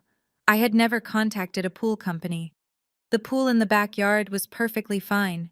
Brenda! I have never hired Apex Luxury Pools, I said, my voice rising in sharp panic. I have never authorized any construction on this property. I have the official work order attached to the lien filing, Brenda replied, reading quickly. The contract was signed 3 weeks ago. It explicitly authorizes a massive expansion of the existing pool deck, the installation of a custom hot tub, and imported glass tiling. The signature on the work order is Cameron Wilson. He falsely listed himself as the primary resident and authorized managing agent of the property. The room started to spin. While I was busy working and letting my parents live completely rent-free, my brother had secretly hired a luxury contractor to build him a custom hot tub. He had brazenly authorized $85,000 in massive construction modifications to a house he did not own, and he had completely failed to pay the contractor a single dime. He had likely promised the pool company they would be paid in full as soon as his fraudulent home equity loan cleared the bank. Now that his accounts were completely frozen by the federal underwriter, the contractor had panicked and immediately slapped a hard legal lien on my property to protect their unpaid labor. Lydia, you know Harrison's corporate group requires a pristine, perfectly clean title. Brenda warned, her tone incredibly serious. They are not going to absorb an $85,000 contractor dispute. If this heavy lien is not legally cleared and completely removed from the county records by Friday morning, Harrison will pull his $1.3 million cash offer. You will lose the entire sale. I stood in the perfectly empty kitchen staring out the large window at the pool Cameron had tried to illegally expand. He had trapped me. Even from a frozen cruise ship cabin in the middle of the Mediterranean Sea, his boundless, staggering arrogance was actively destroying my financial future. I had exactly 3 days to figure out how to instantly eliminate an $85,000 legal hold, or the biggest real estate victory of my life would violently collapse into absolute ruin. I ended the call with Brenda and immediately dialed Donovan. My corporate attorney picked up on the first ring, and his usual brisk professionalism was entirely replaced by an urgent, demanding tone. He had already seen the emergency notification hit the title registry, and he was absolutely furious on my behalf. He did not mince words. He told me Harrison was a corporate shark who dealt exclusively in clean assets and zero liabilities. Harrison's firm was buying a premium piece of coastal real estate, not a messy family legal dispute involving fraudulent construction contracts. Donovan warned me that I had exactly 48 hours to make the mechanic's lien completely disappear. If the title was not perfectly clear by Thursday afternoon, Harrison would walk away from the deal, keep his massive cash offer, and likely blacklist my staging company from any future corporate contracts. I told Donovan to prepare a draft for a sworn legal affidavit regarding contract fraud and text it to my phone immediately. I grabbed my keys and headed straight for my car. I was not going to let Cameron's boundless delusion cost me over $1 million. Apex Luxury Pools and Spas was located in a high-end commercial district just outside the city limits. The drive took exactly 40 minutes, and I used every single second to ruthlessly calculate my leverage. For years, I had watched Cameron operate exactly like this. He would swagger into rooms making grandiose promises, writing checks his bank accounts could never cash, and leaving a trail of furious vendors in his wake. Our parents had always scrambled to cover his tracks, claiming he was just an ambitious visionary who occasionally overextended his creative reach. They had constantly demanded I bail him out of his early missteps, using the hard-earned profits from my boutique staging business. I had spent my entire 20s carrying heavy furniture up narrow staircases, dealing with demanding real estate agents, and building a bulletproof industry reputation through sheer exhausting labor. I knew exactly how contractors operated. I knew their margins were tight, their schedules were brutal, and their tolerance for wealthy frauds was absolutely zero. I pulled into the polished concrete parking lot of the pool company and walked directly through the heavy glass double doors. The showroom was expansive and filled with high-resolution digital displays of infinity pools and custom grottos. I bypassed the receptionist and walked straight toward the back offices, looking for the person in charge. A burly man with thick graying hair and an exhausted expression stepped out of a glass-walled office.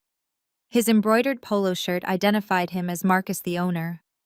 I introduced myself as Lydia Wilson, the sole legal owner of the coastal property he had just placed a massive lien against. Marcus immediately crossed his arms and his face flushed with deep, aggressive anger. He told me he did not care who technically owned the property. He launched into a furious tirade about my brother. He explained that Cameron had strutted into his showroom 3 weeks ago wearing a bespoke suit and acting like he owned the entire coastal neighborhood. Cameron had demanded an expedited timeline for a luxury grotto, complete with imported glass tiles, smart temperature controls, and a cascading waterfall feature.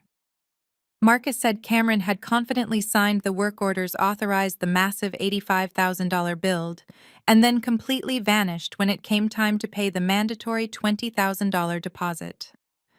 Marcus had already ordered the custom materials and scheduled his heavy machinery.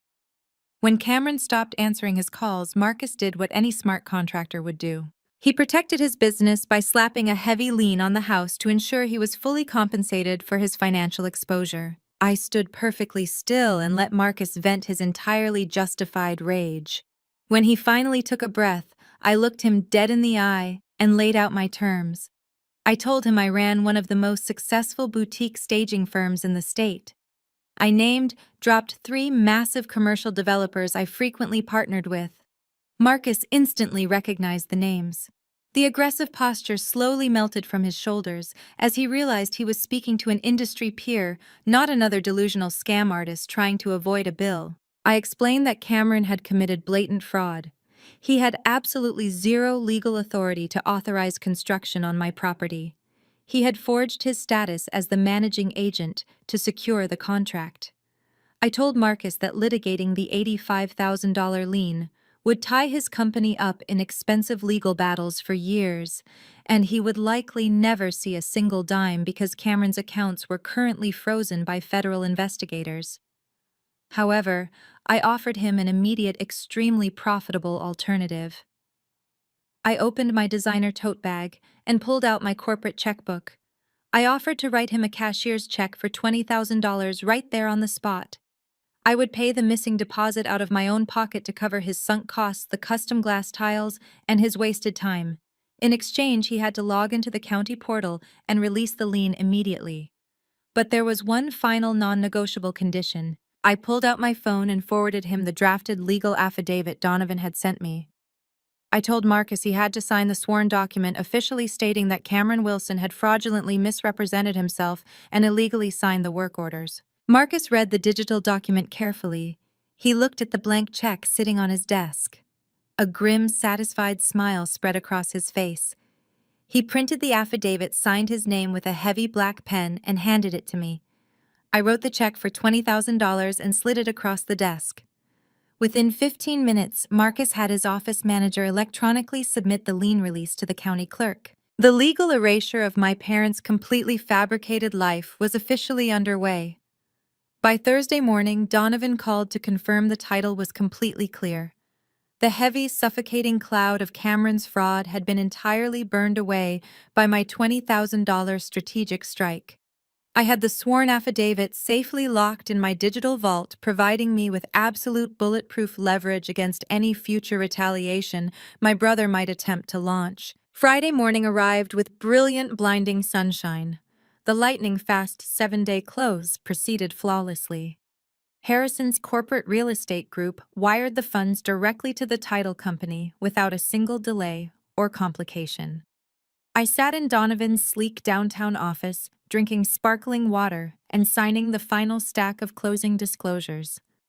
The moment the escrow officer confirmed the wire transfer, I checked my corporate banking application. $1.3 million sat securely in my account. The property was officially sold. My parents' massive sprawling house of lies was completely gone. I returned to my own luxury apartment overlooking the city skyline. I opened my laptop and methodically erased their entire existence from my financial ecosystem. I logged into the utility portals and immediately terminated the water power and high-speed internet services at the coastal estate.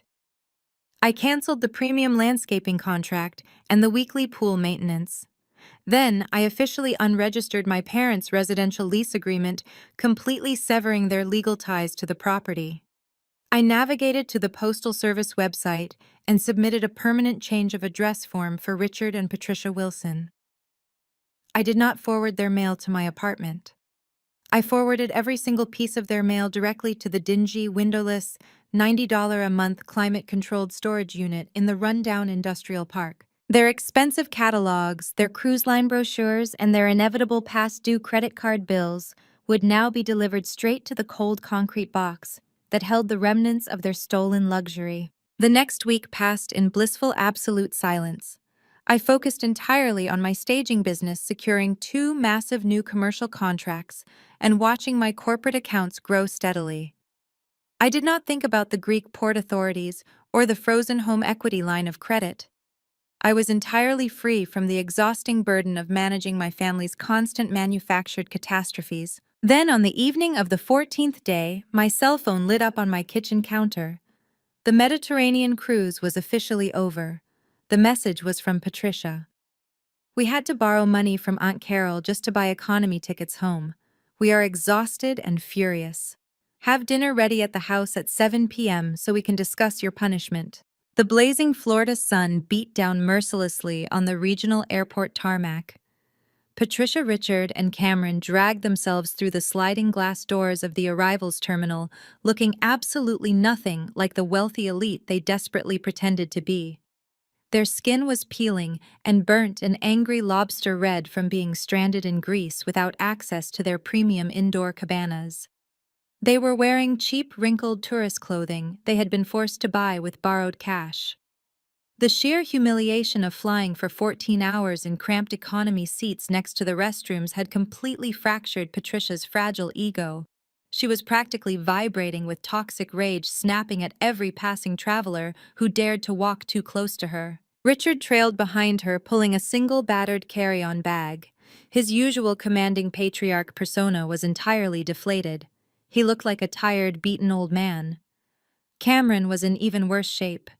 He had spent the entire transatlantic flight sweating profusely and aggressively biting his fingernails. His phone had been dead for 2 days, and the terrifying reality of his frozen bank accounts was slowly eating him alive. They emerged onto the humid sidewalk where Courtney was already waiting for them.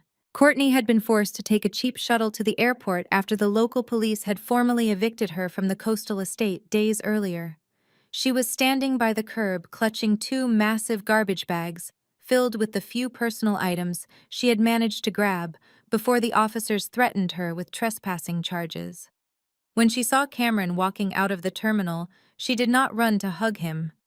She threw the heavy plastic bags onto the concrete and began screaming. She demanded to know why she had been humiliated by law enforcement while he was off drinking premium champagne on a luxury cruise. Cameron flinched under her verbal assault, completely lacking the arrogant energy he usually used to silence her. Richard stepped between them, his face turning a dark, dangerous shade of purple. He ordered Courtney to shut her mouth and get into the vehicle. He had ordered a rideshare using the last $50 of Aunt Carol's pity money. The vehicle that pulled up was not a sleek black town car. It was a dented, compact sedan that smelled strongly of cheap air freshener and stale cigarette smoke. The 4 of them were forced to cram themselves into the tiny back seat and passenger area. Patricia sat with her knees pushed up against her chest, loudly complaining about the lack of legroom and declaring that Lydia was going to pay for every single second of this agonizing discomfort. The cramped vehicle merged onto the busy highway heading toward the coastal community. Cameron finally managed to plug his dead cell phone into a portable charger he had borrowed from Courtney. The screen lit up and instantly began vibrating with dozens of missed call notifications. Before he could even check his voicemail, the phone rang loudly in the small, confined space of the car. The caller ID displayed an out-of-state area code. Cameron answered it, pressing the speaker to his ear with a trembling hand. The voice on the other end of the line was incredibly sharp, professional, and entirely devoid of any customer service warmth. It was a senior federal investigator calling directly from the fraud division of Cameron's primary banking institution. The investigator stated that the call was being officially recorded for federal compliance and demanded that Cameron verify his identity. Cameron stammered his confirmation, his eyes darting frantically around the cramped vehicle. The investigator did not waste a single second. He formally notified Cameron that all of his personal and business accounts were permanently locked, pending a massive federal review. The investigator listed the exact charges with ruthless precision: wire fraud, interstate forgery, fraudulent application for a home equity line of credit. The bank had received a sworn legal affidavit explicitly stating that Cameron had forged a quitclaim deed across state lines and illegally authorized a massive construction contract on a property he did not legally own. The color instantly drained from Cameron's face, leaving him a sickening shade of pale gray. He desperately tried to activate his usual charm offensive. He laughed nervously and told the federal investigator that this was all just a massive family misunderstanding. He claimed his sister owned the corporate entity, and she had simply forgotten that she gave him verbal permission to expand the pool deck. He promised to have Lydia call the bank and clear everything up by the end of the business day. The federal investigator completely shut him down. He informed Cameron that verbal permission did not legally validate a forged state document. Furthermore, the investigators stated that the sworn affidavit they received was provided directly by the primary property owner and the defrauded construction contractor. Lydia had not just ignored his desperate pleas for help. She had actively and meticulously provided the federal authorities with the exact evidence they needed to build a criminal case against him. The investigator told Cameron to retain legal counsel immediately and abruptly ended the call. The silence inside the cheap ride share was absolutely deafening. Patricia turned her sunburned face toward her golden child, her mouth hanging slightly open. Richard stared straight ahead, his jaw clenched so tightly his teeth ground together audibly. Courtney let out a sharp, cruel laugh from the front seat and muttered that she was married to a broke criminal. Cameron dropped his phone into his lap. He was hyperventilating, his chest heaving as the walls of his massive delusion finally caved in. He realized that Lydia was not just throwing a temporary tantrum. She had methodically dismantled his entire life. She had burned his fraudulent empire to the ground and handed the ashes directly to the federal government. He was facing actual prison time, and there was absolutely no way his parents could bail him out. Patricia refused to accept the reality of the situation. Her mind simply could not process the fact that her obedient, disposable daughter had utterly defeated them. She violently shook her head and declared that the bank investigator was wrong. She shrieked that Lydia was just bluffing and that once they arrived at the house, she would personally force Lydia to call the bank and fix this entire mess. Patricia demanded the driver go faster. She was entirely consumed by the need to enact her brutal punishment. She truly believed that if she just screamed loudly enough, the universe would magically bend back to her will. The battered sedan finally turned off the main highway and entered the exclusive coastal neighborhood. The manicured lawns and towering palm trees stood in stark contrast to the miserable, humiliated family trapped inside the tiny car. The driver pulled into the long, sweeping driveway of the luxury estate and parked near the grand front entrance. Richard handed the man the remaining crumpled cash, and the family climbed out of the vehicle. Their cheap suitcases hit the pristine brick pavers with a dull thud. Patricia did not even wait for the others. She marched directly up the walkway, her posture rigid with toxic entitlement. She reached the massive custom glass front doors and aggressively jabbed her personal access code into the digital smart lock keypad. She fully expected the heavy internal mechanism to click open and grant her entry to the kingdom she believed she rightfully owned. The keypad flashed a harsh, solid red light. The locking mechanism remained completely silent. Patricia scowled and punched the numbers in again, hitting the digital buttons with angry, forceful strikes. The lock flashed red a second time. She let out a frustrated growl and yelled for Richard to come open the door. Richard lumbered up the steps, his face dripping with sweat, and shoved Patricia aside. He entered his own master code. The machine blinked red. He tried Cameron's code. Red again. The digital smart lock had been completely wiped and reprogrammed. They were officially locked out of the estate. Patricia's face twisted into a mask of pure unhinged fury. She began pounding her fists against the thick, reinforced glass, demanding that Lydia open the door immediately. She screamed that she was not going to stand outside like a common beggar.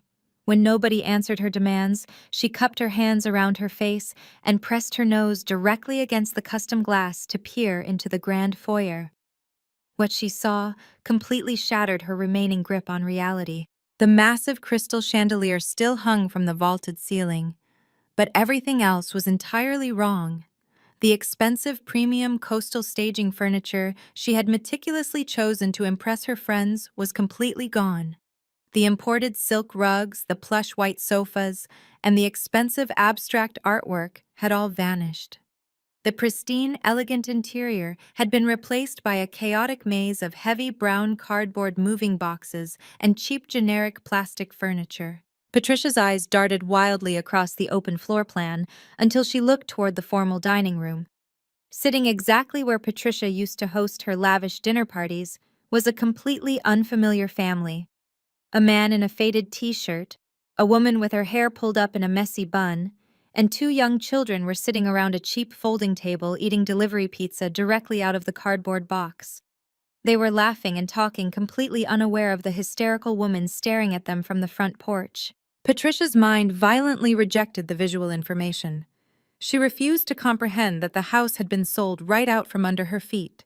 She began screaming at the top of her lungs, her voice cracking with pure hysterical desperation. She pounded both of her fists against the heavy glass doors with such extreme force that her knuckles began to bleed. The family inside the dining room suddenly stopped eating and turned their heads toward the front entrance, their eyes widening in shock at the sight of the unhinged, sunburned woman attacking their new home. Patricia kept screaming and thrashing against the locked doors as the total devastating reality of her absolute ruin finally crushed her. She slammed her bleeding knuckles against the reinforced glass, leaving frantic red smears across the pristine surface. Her lungs burned as she shrieked, demanding the strangers inside vacate her property immediately. The family sitting at the dining table simply stared at her in stunned silence.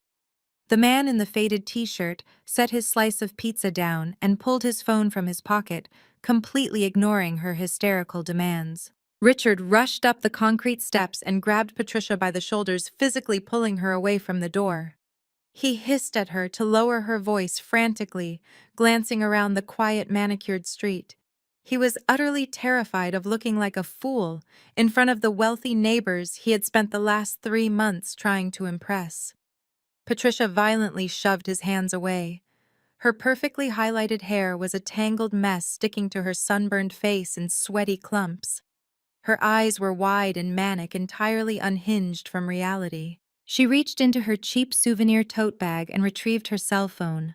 Her hands shook so violently she dropped the device twice on the brick pavers before finally managing to dial the 3 digits of emergency dispatch. "I need police at my house immediately," Patricia screamed into the receiver, her voice echoing loudly down the quiet street. "We have a massive home invasion. There are dangerous squatters inside my luxury estate. They have locked us out and stolen everything. Send a SWAT team. Send everyone. They are eating pizza in my dining room."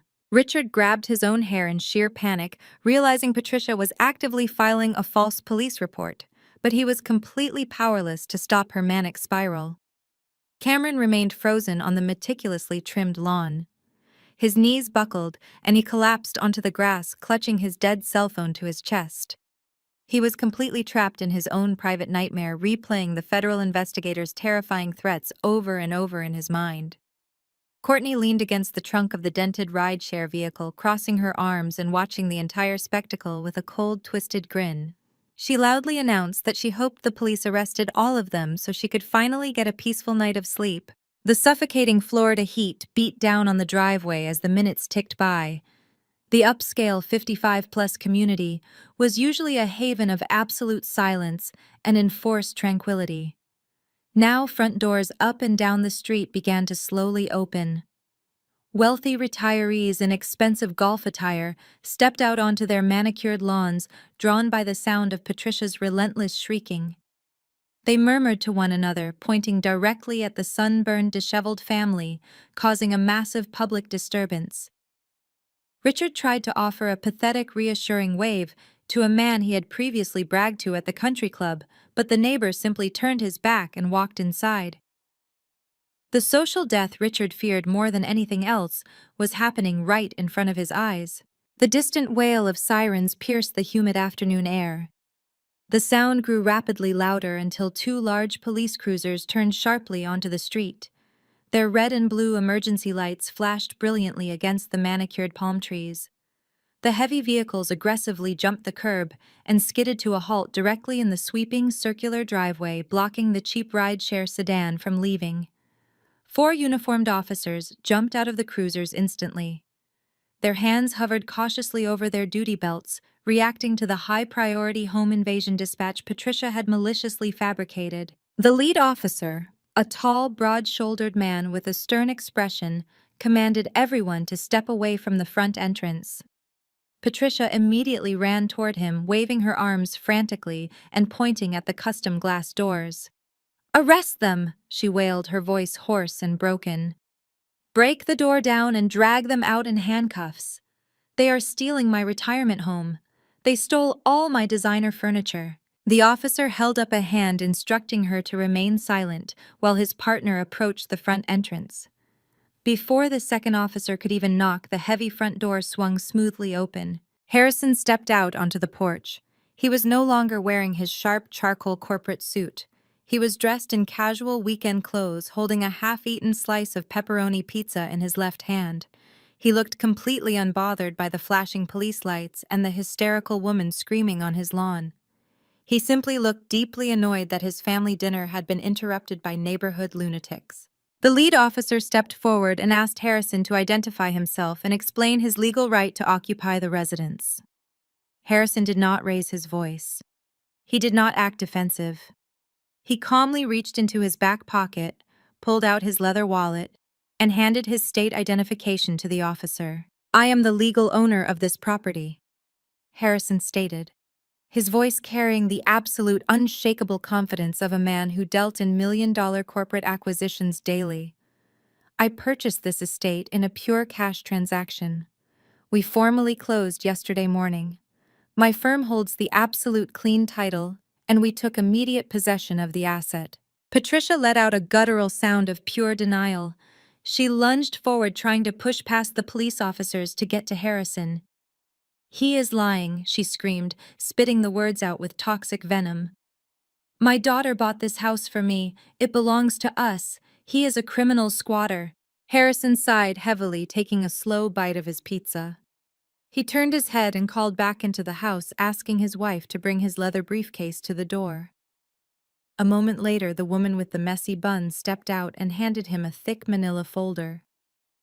Harrison extracted a crisp, newly printed document featuring heavy notary seals and official county clerk stamps. He handed the pristine paperwork directly to the lead police officer. "Here is the legally recorded deed," Harrison said, entirely ignoring Patricia's existence. "You will see it was formally transferred from Lydia Wilson's corporate entity directly to my holding firm. The transaction is completely bulletproof. Now, if you do not mind, I would like these trespassers permanently removed from my property so my children can finish their dinner in peace." The lead officer carefully reviewed the certified deed cross-referencing the names and the official seals. He handed the document back to Harrison with a respectful nod. The officer turned around and faced Patricia and Richard. His previous cautious demeanor was instantly replaced by a hard, uncompromising glare. "Ma'am, you filed a false report of a violent home invasion," the officer said, his voice dropping an octave. "This is a civil matter, and you have absolutely zero legal right to be on this property. The rightful owner has asked you to leave. You need to gather your belongings and vacate the premises immediately, or you will be arrested for criminal trespassing." Patricia's jaw dropped. She looked at Richard, expecting him to unleash his commanding patriarch fury and fix the situation. Richard puffed out his chest, attempting to physically intimidate the armed police officer. He lowered his voice into his deepest, most authoritative register, completely ignoring the fact that he was wearing a wrinkled tourist shirt and sporting a peeling sunburn. "Now listen here, officer," Richard blustered, pointing a thick finger at Harrison. "There has clearly been a massive administrative error. My daughter Lydia handles our finances. She would never sell our home without consulting me. I demand you let us inside while I make a phone call to clear this up." The officer did not flinch. He placed his hand firmly on his duty belt and took a deliberate step toward Richard. "I will not ask you again, sir. Step off the property right now." Cameron suddenly scrambled up from the grass, his sheer panic temporarily overridden by his desperate need to sound like the smartest person in the room. He marched up to the police officers, aggressively waving his hands in the air. He tried to deploy the pseudo-legal tech bro jargon he usually used to confuse investors. "You cannot legally force us to leave," Cameron declared, his voice cracking slightly. "We maintain an equitable interest in this property. I hold a secondary quitclaim deed establishing my partial ownership. This cash sale is completely fraudulent.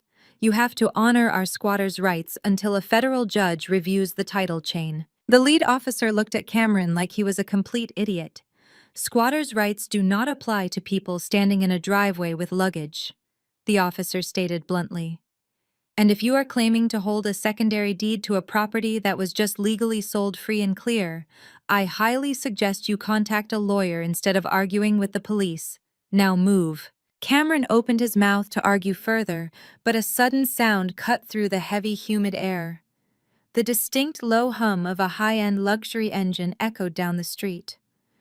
A sleek, immaculate black town car glided smoothly up to the curb, parking directly behind the flashing police cruisers. The tinted windows rolled up tight, reflecting the afternoon sun. The driver, wearing a dark suit, stepped out and quickly moved to open the rear passenger door. I stepped out of the vehicle. I was not wearing wrinkled tourist clothes. I was dressed in a sharp, flawlessly tailored navy blue suit, holding a slim leather portfolio. I looked rested, wealthy, and entirely in control. Donovan, my corporate attorney, stepped out from the opposite side of the car, buttoning his suit jacket and adjusting his expensive silk tie. The stark visual contrast between my pristine professional appearance and my family's disheveled, sunburned misery was absolute perfection. Patricia's manic eyes locked onto me the second my expensive heels hit the pavement. Her expression instantly morphed from sheer terror back to aggressive, entitled demands. She genuinely believed that her personal ATM had finally arrived to fix the glitch and restore her unearned luxury. She broke away from Richard and sprinted across the lawn toward me, her cheap sandals sliding on the wet grass. "Lydia!" Patricia shrieked, waving her arms frantically. "Tell them, Lydia! Tell these stupid officers that you bought this house for us. Show them the real papers. Tell them to arrest that man and let us back inside our home right now." She reached out, intending to grab my arm and pull me toward the police officers. Donovan stepped smoothly between us, blocking her path entirely. He held up a hand, projecting the exact same unshakable authority that Harrison had displayed minutes earlier. "Do not touch my client!" Donovan warned, his voice sharp and cold. I ignored Patricia completely. I did not look at Richard, who was staring at me with a mix of shock and rising fury. I did not look at Cameron, who had suddenly gone entirely silent, his eyes wide with the horrifying realization that I held the power to send him to federal prison. I walked calmly past my hysterical mother and approached the lead police officer. I offered him a polite professional smile. "Officers," I said, my voice perfectly steady and entirely devoid of any familial affection, "I am the former owner of this property. I sold it to Harrison 3 days ago in a fully authorized cash transaction. These people are trespassing." The lead officer looked from me to Harrison and then down at the pristine legal deed in his hands. The pieces of the puzzle instantly snapped together in his mind. The tense defensive posture of the 4 police officers immediately dissolved into deep, unmistakable irritation. They had responded to a high-priority emergency dispatch for a violent home invasion and a potential hostage situation. Instead, they had arrived at a luxury estate to find a bitter family dispute over a legally finalized real estate transaction. The lead officer handed the deed back to Harrison with a respectful nod and turned his entire imposing frame toward my parents. He did not look amused. He looked like a man who was dangerously close to making multiple arrests. The officer hooked his thumbs into his heavy-duty belt and took a slow, deliberate step toward Patricia. He informed her in a low, carrying voice that filing a false police report to trigger a tactical emergency response was a severe criminal offense. He stated that there was no home invasion. There were no dangerous squatters. There was only a group of unauthorized individuals harassing the legal residents of a privately owned property. The officer pointed a stern finger directly at the dented ride-share vehicle idling in the driveway. He issued his final absolute command. He ordered Patricia, Richard, and Cameron to get off the property immediately, or they would all leave the upscale community in the back of a police cruiser. Richard tried to puff out his chest one last time, but the sheer physical exhaustion and the threat of imminent arrest finally broke his manufactured bravado. His shoulders slumped, and he reached out to grab Patricia by the arm. He muttered that they needed to leave and call a lawyer from a safe location. Patricia stubbornly dug her cheap sandals into the immaculate brick pavers, shaking her head in violent denial. She refused to accept that her grand return to her stolen luxury estate was ending with a police escort off the premises. But it was not Patricia or Richard who escalated the situation into a complete point of no return. It was Cameron. Cameron had been standing near the edge of the lawn, completely paralyzed by the sheer terror of his earlier phone call with the federal bank investigator.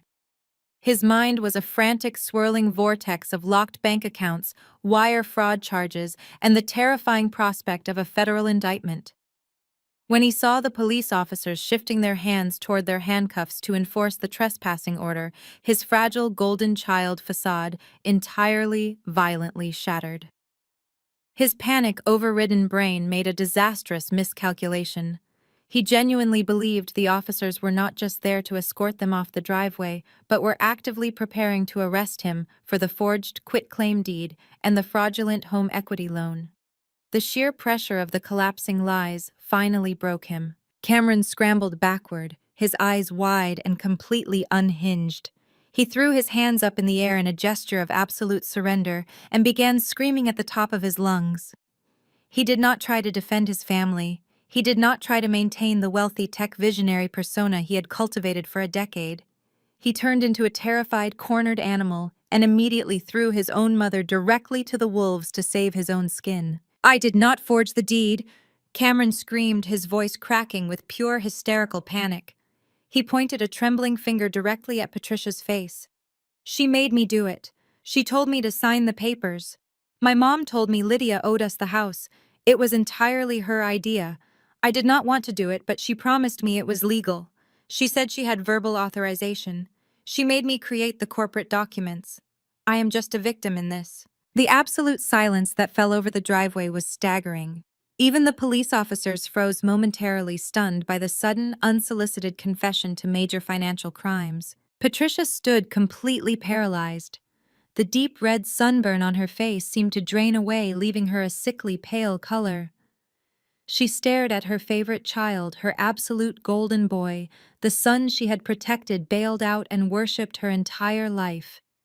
She had sacrificed my financial stability, my credit, and my future just to ensure Cameron never had to face a single consequence for his reckless actions.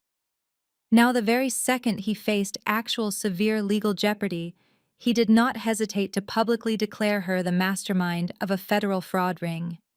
The betrayal was so absolute, so deeply profound, that Patricia physically swayed on her feet. Richard let out a roar of panicked fury. He lunged forward and grabbed Cameron by the collar of his wrinkled tourist shirt, aggressively shaking him. He ordered his son to shut his stupid mouth immediately. Richard frantically looked at the police officers, sweating profusely and stammering that his son was just dehydrated from the long flight and suffering from severe heat exhaustion. He insisted that Cameron was speaking pure, absolute nonsense and needed medical attention, not a criminal interrogation. The police officers, however, were no longer treating this as a simple trespassing dispute. The lead officer pulled out a small black notepad and unclipped his radio. He ordered Richard to step back and release his son immediately. The officers recognized that a spontaneous confession to forging real estate deeds and committing wire fraud was entirely out of their standard patrol jurisdiction, but it was absolutely actionable intelligence. They separated Cameron from his furious father and began asking sharp, precise questions about the exact nature of the documents he had just admitted to forging. This was the exact moment Donovan decided to strike. My attorney had been standing silently by my side, observing the entire spectacular collapse with the cold, detached calculation of an apex predator. He unbuttoned his suit jacket and stepped smoothly forward directly into the center of the chaotic driveway. "Officers, if I may clarify the situation," Donovan said, his voice projecting flawless legal authority. He opened his slim leather portfolio and extracted a thick manila folder. "I am corporate counsel for the former owner of this property. The young man currently panicking on your lawn is Cameron Wilson. He is entirely correct about the forged documents, but he is significantly downplaying his own active criminal involvement." Donovan handed the manila folder directly to the lead officer.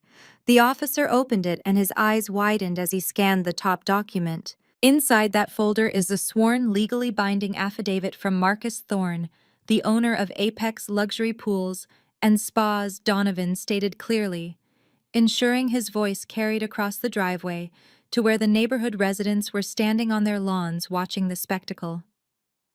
That document explicitly details how Cameron Wilson fraudulently misrepresented himself as the legal managing agent of this property. He illegally authorized an $85,000 luxury construction contract using a forged quitclaim deed. He then attempted to leverage that forged deed to extract a $500,000 home equity line of credit from a federal banking institution.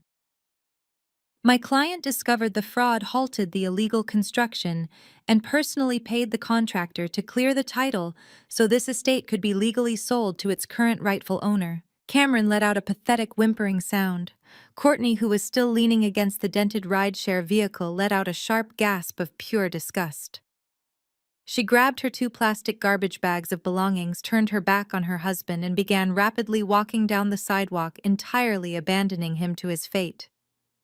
She knew a sinking ship when she saw one, and she was not going to let Cameron drag her down into a federal fraud indictment. The lead officer finished reading the sworn contractor affidavit.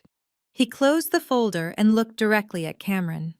He informed the terrified 30-year-old man that while the local police department would not be executing an immediate arrest for the federal banking violations, they would be officially documenting this entire interaction. The officer explicitly warned Cameron that all of this evidence, including his spontaneous public confession regarding his mother's involvement, would be immediately forwarded to the district attorney and the federal fraud division. He told Cameron to expect a very serious knock on his door from federal investigators in the immediate future. Then the officer pointed toward the street and gave his final, unyielding order. He told them to get in their vehicle and leave the premises, or they would be arrested for trespassing right now. Richard grabbed Cameron by the arm, roughly hauling him toward the idling sedan. Cameron was sobbing openly, his chest heaving as the reality of his destroyed life fully settled over him. Richard shoved his son into the back seat and turned back to collect his wife. Patricia had not moved a single muscle. She was standing in the center of the pristine driveway, entirely surrounded by the wreckage of her fabricated reality. She slowly turned her head and looked at the beautiful coastal estate she had stolen. She looked at Harrison, who was watching her with total disgust. She looked at the wealthy neighbors standing on their perfectly manicured lawns, whispering and pointing at her spectacular humiliation. She looked at the police officers who had just documented her son confessing to a federal crime that she allegedly orchestrated. Finally, she looked directly at me. I stood there in my flawless designer suit, flanked by my high-powered attorney, completely untouched by the absolute ruin consuming her life. I did not offer her a single ounce of pity. I simply watched her the way one watches a toxic storm finally blow itself out. Patricia realized she had absolutely no leverage left. She had no money. She had no house. She had no power over me. Her husband was a broken shell, and her golden child had betrayed her to save himself. She had lost every single game she had ever played. So she resorted to the absolute only tactic she had left in her pathetic arsenal. She decided to play the ultimate victim. Patricia's knees buckled. She dramatically collapsed onto the hard brick pavers of the driveway, landing with a heavy thud. She threw her head back and let out a piercing theatrical wail of pure agony. She squeezed her eyes shut, forcing massive crocodile tears to stream down her sunburned cheeks. She reached her hands out toward me, her fingers grasping at the empty, humid air. She began to sob loudly, ensuring her voice carried across the neighborhood, desperately trying to manipulate the wealthy onlookers into believing she was just a poor, helpless mother being violently abused by her cruel, ungrateful daughter. Patricia was on her knees, clutching her chest as she sobbed loudly enough for the entire coastal cul-de-sac to hear. She was putting on the absolute performance of a lifetime. Thick crocodile tears streamed down her sunburned, peeling face, carving erratic tracks through her smeared, expensive makeup. She wailed that I was a monster, a cruel, heartless daughter who was throwing her own flesh and blood out onto the unforgiving street. She screamed that she had given me life, that she had sacrificed her best youthful years to raise me, and that this nightmare was how I repaid her maternal devotion. "Lydia! Please!" Patricia shrieked, her voice cracking with manufactured anguish. "We raised you. We fed you. We put clothes on your back when you were nothing. You cannot leave your family on the street like this. You owe us." Richard, sensing a necessary shift in tactics, quickly abandoned his aggressive posturing and joined the theatrical display. He lowered his head, adopting the heavy posture of a defeated, heartbroken patriarch.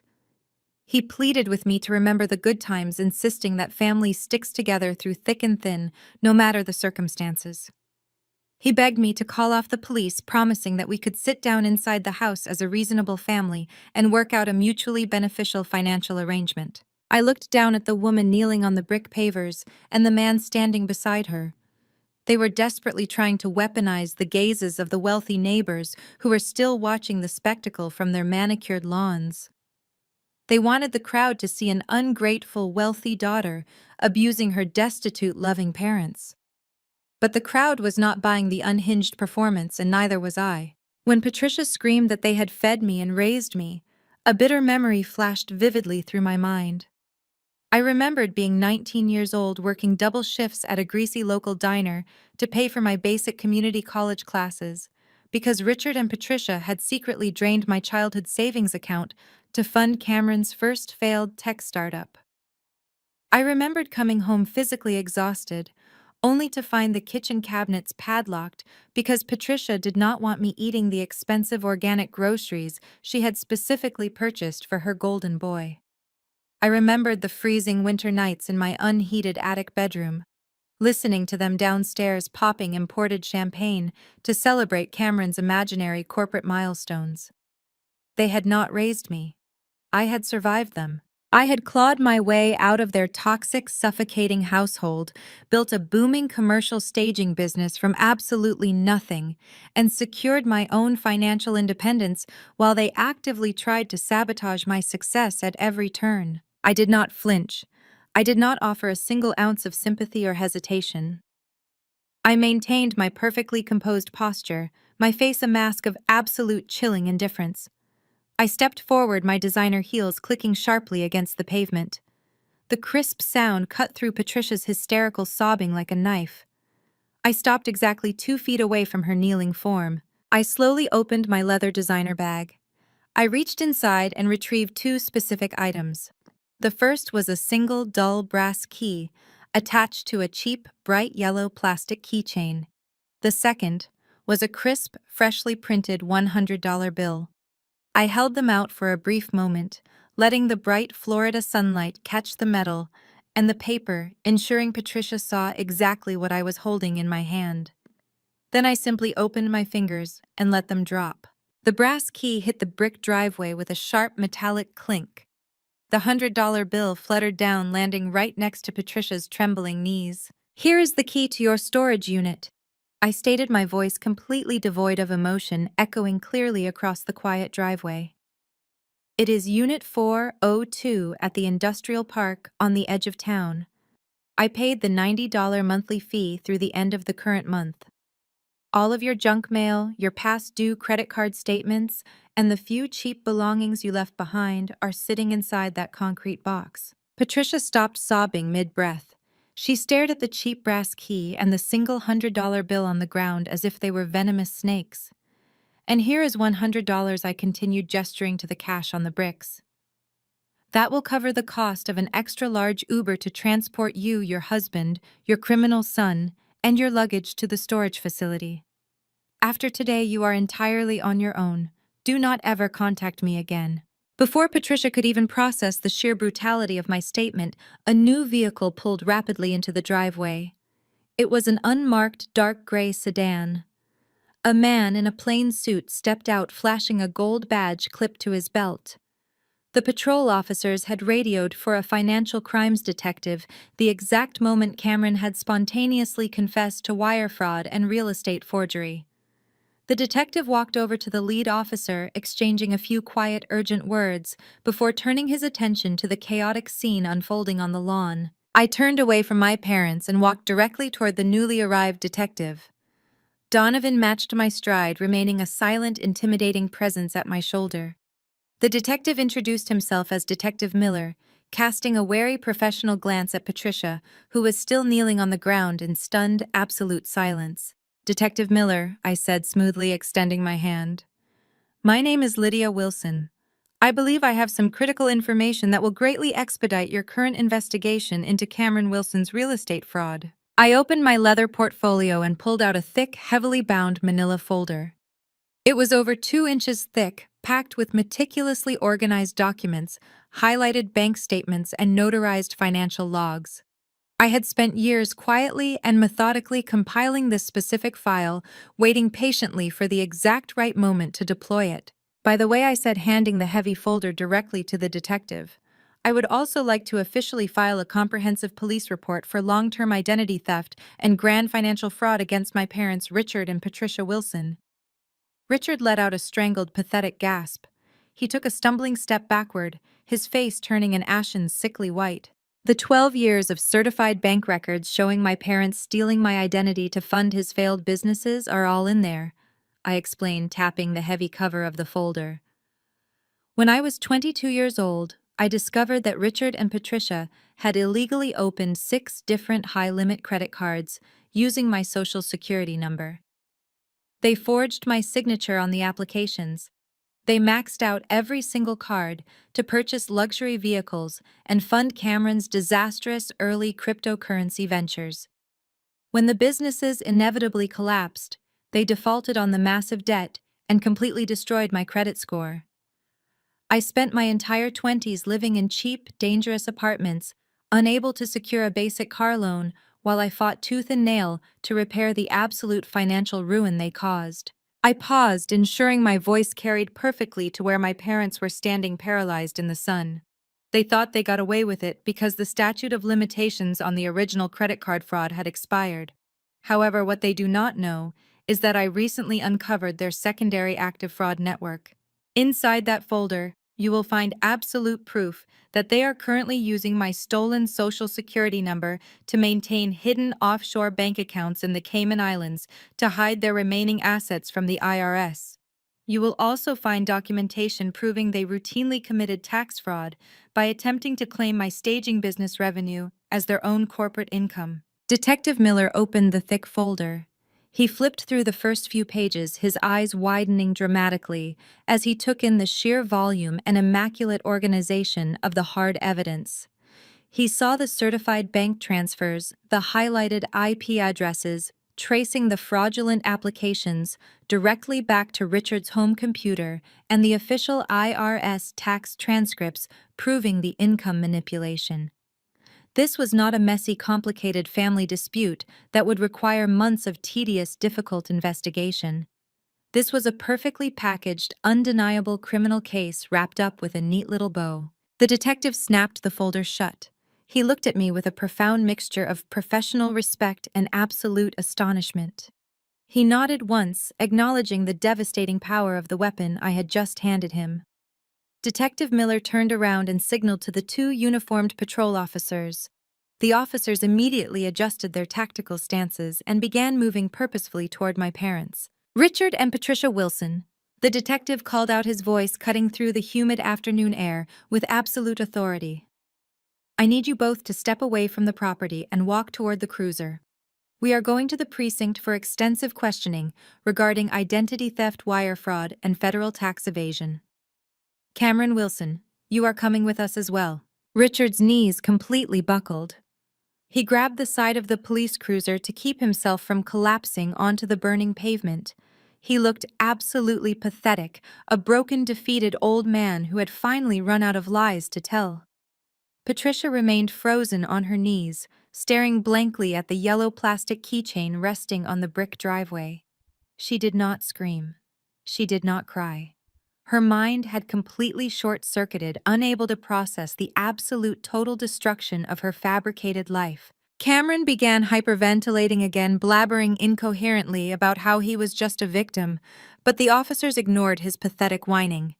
They efficiently patted him down and guided him toward the back of the squad car. Courtney was already half a block away, walking briskly down the sidewalk, with her garbage bags, not looking back a single time. I did not stay to watch them place my parents in handcuffs. I had seen exactly enough. The years of emotional manipulation, the stolen money, the relentless gaslighting, and the sheer exhausting burden of carrying their toxic weight were finally over. I had outsmarted them, outmaneuvered them, and completely dismantled their fraudulent empire using nothing but truth and meticulous preparation. I turned my back on the flashing police lights and the murmuring crowd of wealthy neighbors. I walked gracefully toward the idling black town car. Donovan opened the heavy rear door for me, a rare, genuine smile touching the corners of his mouth. I slid into the luxurious leather back seat. The pristine air conditioning washed over me, cool and refreshing against the oppressive Florida heat. Donovan closed the door with a solid, satisfying click, entirely shutting out the noise of my family's final ruin. "To the office, ma'am," the driver asked respectfully, glancing at me in the rearview mirror. "No," I replied, leaning back into the plush leather and letting out a long, deep, peaceful breath. "Take me to the airport. I have a first-class flight to Paris to catch." The driver nodded and pulled the sleek vehicle away from the curb. As the car glided smoothly down the manicured street, I did not look back. I kept my eyes focused entirely on the road ahead, completely ready to begin the rest of my life. 1 month later, the warm coastal breeze felt entirely different. I stood on a pristine stretch of undeveloped beachfront property, listening to the rhythmic crashing of the Atlantic waves. The air smelled of salt and absolute unfiltered freedom. Paris had been exactly the palate cleanser I needed, a luxurious 2-week escape filled with Michelin-starred dinners and quiet mornings drinking espresso on cobblestone balconies. I had turned my phone off for the entire trip, ignoring the frantic voicemails from unknown numbers and allowing the sheer magnitude of the explosive driveway showdown to settle. When I finally powered my device back on during the flight home, my inbox was flooded with the spectacular aftermath of my family's total destruction. The federal authorities had moved with terrifying speed. Cameron was formally indicted on multiple counts of wire fraud and interstate forgery. The bank had seized every single asset he falsely claimed to own, leaving him absolutely destitute. Courtney did not wait a single second to protect her own interests. She filed for divorce the exact day Cameron posted his heavily restricted bail, ensuring the legal paperwork was served to him at his cheap motel. She had immediately launched a public smear campaign against him on social media, violently distancing herself from his criminal empire and painting herself as the ultimate victim of his narcissistic lies. Richard and Patricia suffered a fate they considered far worse than actual prison. They were currently out on bail, awaiting their own federal trial for identity theft and massive tax evasion. The IRS had descended upon them like a swarm of locusts, freezing their remaining hidden accounts and launching a brutal forensic audit into 12 years of fabricated financial returns. Without access to their stolen funds, they were forced to move into a cramped 2-bedroom rental apartment on the grimy industrial edge of the city. It featured peeling linoleum floors, paper-thin walls, and the constant deafening roar of the nearby interstate. It was located less than 3 miles from the cheap storage facility, holding the pathetic remnants of their fake luxury life. Their former wealthy friends instantly blacklisted them. Their prestigious country club formally revoked their membership and mailed them a public ban notice. They were entirely shunned by the social circle they had sacrificed my future to impress. I did not feel a single drop of pity for any of them. I unrolled the thick architectural blueprints I was holding in my hands, letting the bright morning sunlight illuminate the intricate white lines. For years, I had used my boutique staging business to transform other people's empty houses into stunning, profitable homes. I had hauled heavy couches, dealt with demanding real estate agents, and quietly built my massive corporate network while my family actively tried to bleed me dry. Now I was finally building something permanently and exclusively for myself. A sleek black town car pulled smoothly onto the gravel shoulder of the coastal highway behind me. Donovan stepped out of the vehicle, looking as impeccably sharp as always. The crisp ocean breeze ruffled his dark suit jacket as he walked purposefully across the sandy grass toward my pristine plot of land. He was carrying his signature leather portfolio, but his usual severe professional scowl was replaced by a broad, genuine smile. He stopped beside me and looked out at the rolling blue ocean and the expansive clear horizon. He took a deep breath of the salt air and nodded his absolute approval. The federal prosecutors called my office this morning. Donovan said, his voice carrying clearly over the sound of the crashing waves. They confirmed that Richard and Patricia have completely surrendered. They are attempting to negotiate a plea deal to avoid maximum sentencing, but the fraud division is pushing for mandatory jail time and total financial restitution. Cameron is facing a minimum of 5 years in a federal facility. Your stolen identity has been completely scrubbed from their accounts, and your credit profile is entirely restored. You are permanently legally severed from their entire disaster. I kept my eyes fixed on the beautiful ocean horizon. That is exactly what I wanted to hear. I replied, my voice perfectly steady and light. Let them negotiate with the federal government. They are no longer my problem. Donovan opened his leather portfolio and extracted a thick stack of premium legal documents. He clicked a heavy silver fountain pen and held it out to me. The commercial zoning permits have cleared the city council, Donovan stated, tapping the bottom line of the top page. The environmental impact studies are perfect and the title is absolutely pristine. Harrison's real estate group was so impressed by how ruthlessly you handled that mechanic's lien that they actually referred this commercial broker directly to my office.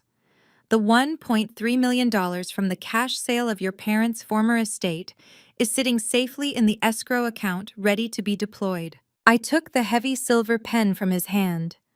I looked down at the blueprints showcasing the modern sweeping architecture of the luxury boutique hotel I had spent the last 3 years secretly designing in my head. It featured an open-air lobby, imported glass infinity pools, and cascading private terraces that I would personally curate.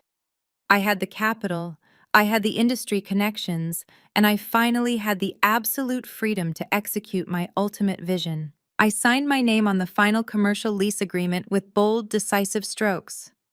I flipped to the next page and signed the construction authorization, transferring the $1.3 million directly into the development fund. Every single cent of the money my parents had tried to steal from me was now actively breaking ground on my new empire. I handed the pen and the finalized documents back to Donovan. He securely locked them inside his portfolio and offered me a firm, respectful handshake. I turned back to face the vast, beautiful ocean, listening to the powerful crash of the waves against the pristine shore. My family had spent my entire life trying to bury me under the weight of their relentless toxic entitlement. They had demanded my money, my credit, and my absolute submission. But they had severely underestimated my resilience. They thought they were building a luxury life on my back, but they had simply provided the ashes I needed to build my own kingdom. I stood on my own land, entirely independent and perfectly complete. Looking back at the smoldering ashes of my family's fabricated empire, the most profound lesson I learned was about the true nature of loyalty and self-worth. We are heavily conditioned to believe that blood ties form an unbreakable contract, a lifelong debt we owe simply by existing. However, love and respect should never be transactional, and the word family should never serve as a convenient synonym for financial exploitation. My parents and brother equated my value entirely with what they could extract from my bank accounts and my identity. They mistook my calculated silence for weakness and my long-term patience for submission. What they completely failed to understand is that true power does not roar or throw tantrums on a manicured lawn. It meticulously plans. It gathers indisputable evidence. It quietly builds an impenetrable foundation while the toxic people around you look the other way. If you are currently trapped in a dynamic where your success is routinely minimized, your boundaries are aggressively violated, and your resources are drained by the very people supposed to protect you, hear this clearly. You are not obligated to set yourself on fire just to keep toxic relatives warm. Walking away is not an act of cruelty. It is the ultimate act of necessary self-preservation. The immense energy you waste trying to earn impossible approval is the exact energy you need to build your own empire. True wealth is not a stolen address or a forged corporate deed. It is the absolute unshakable peace of knowing you can stand entirely on your own 2 feet. Share your stories of drawing hard lines and protecting your peace in the comments below. If my journey to absolute independence resonated with you, hit the like button and subscribe for more stories of reclaiming your power. Remember, you always have the absolute right to walk away and build your own kingdom.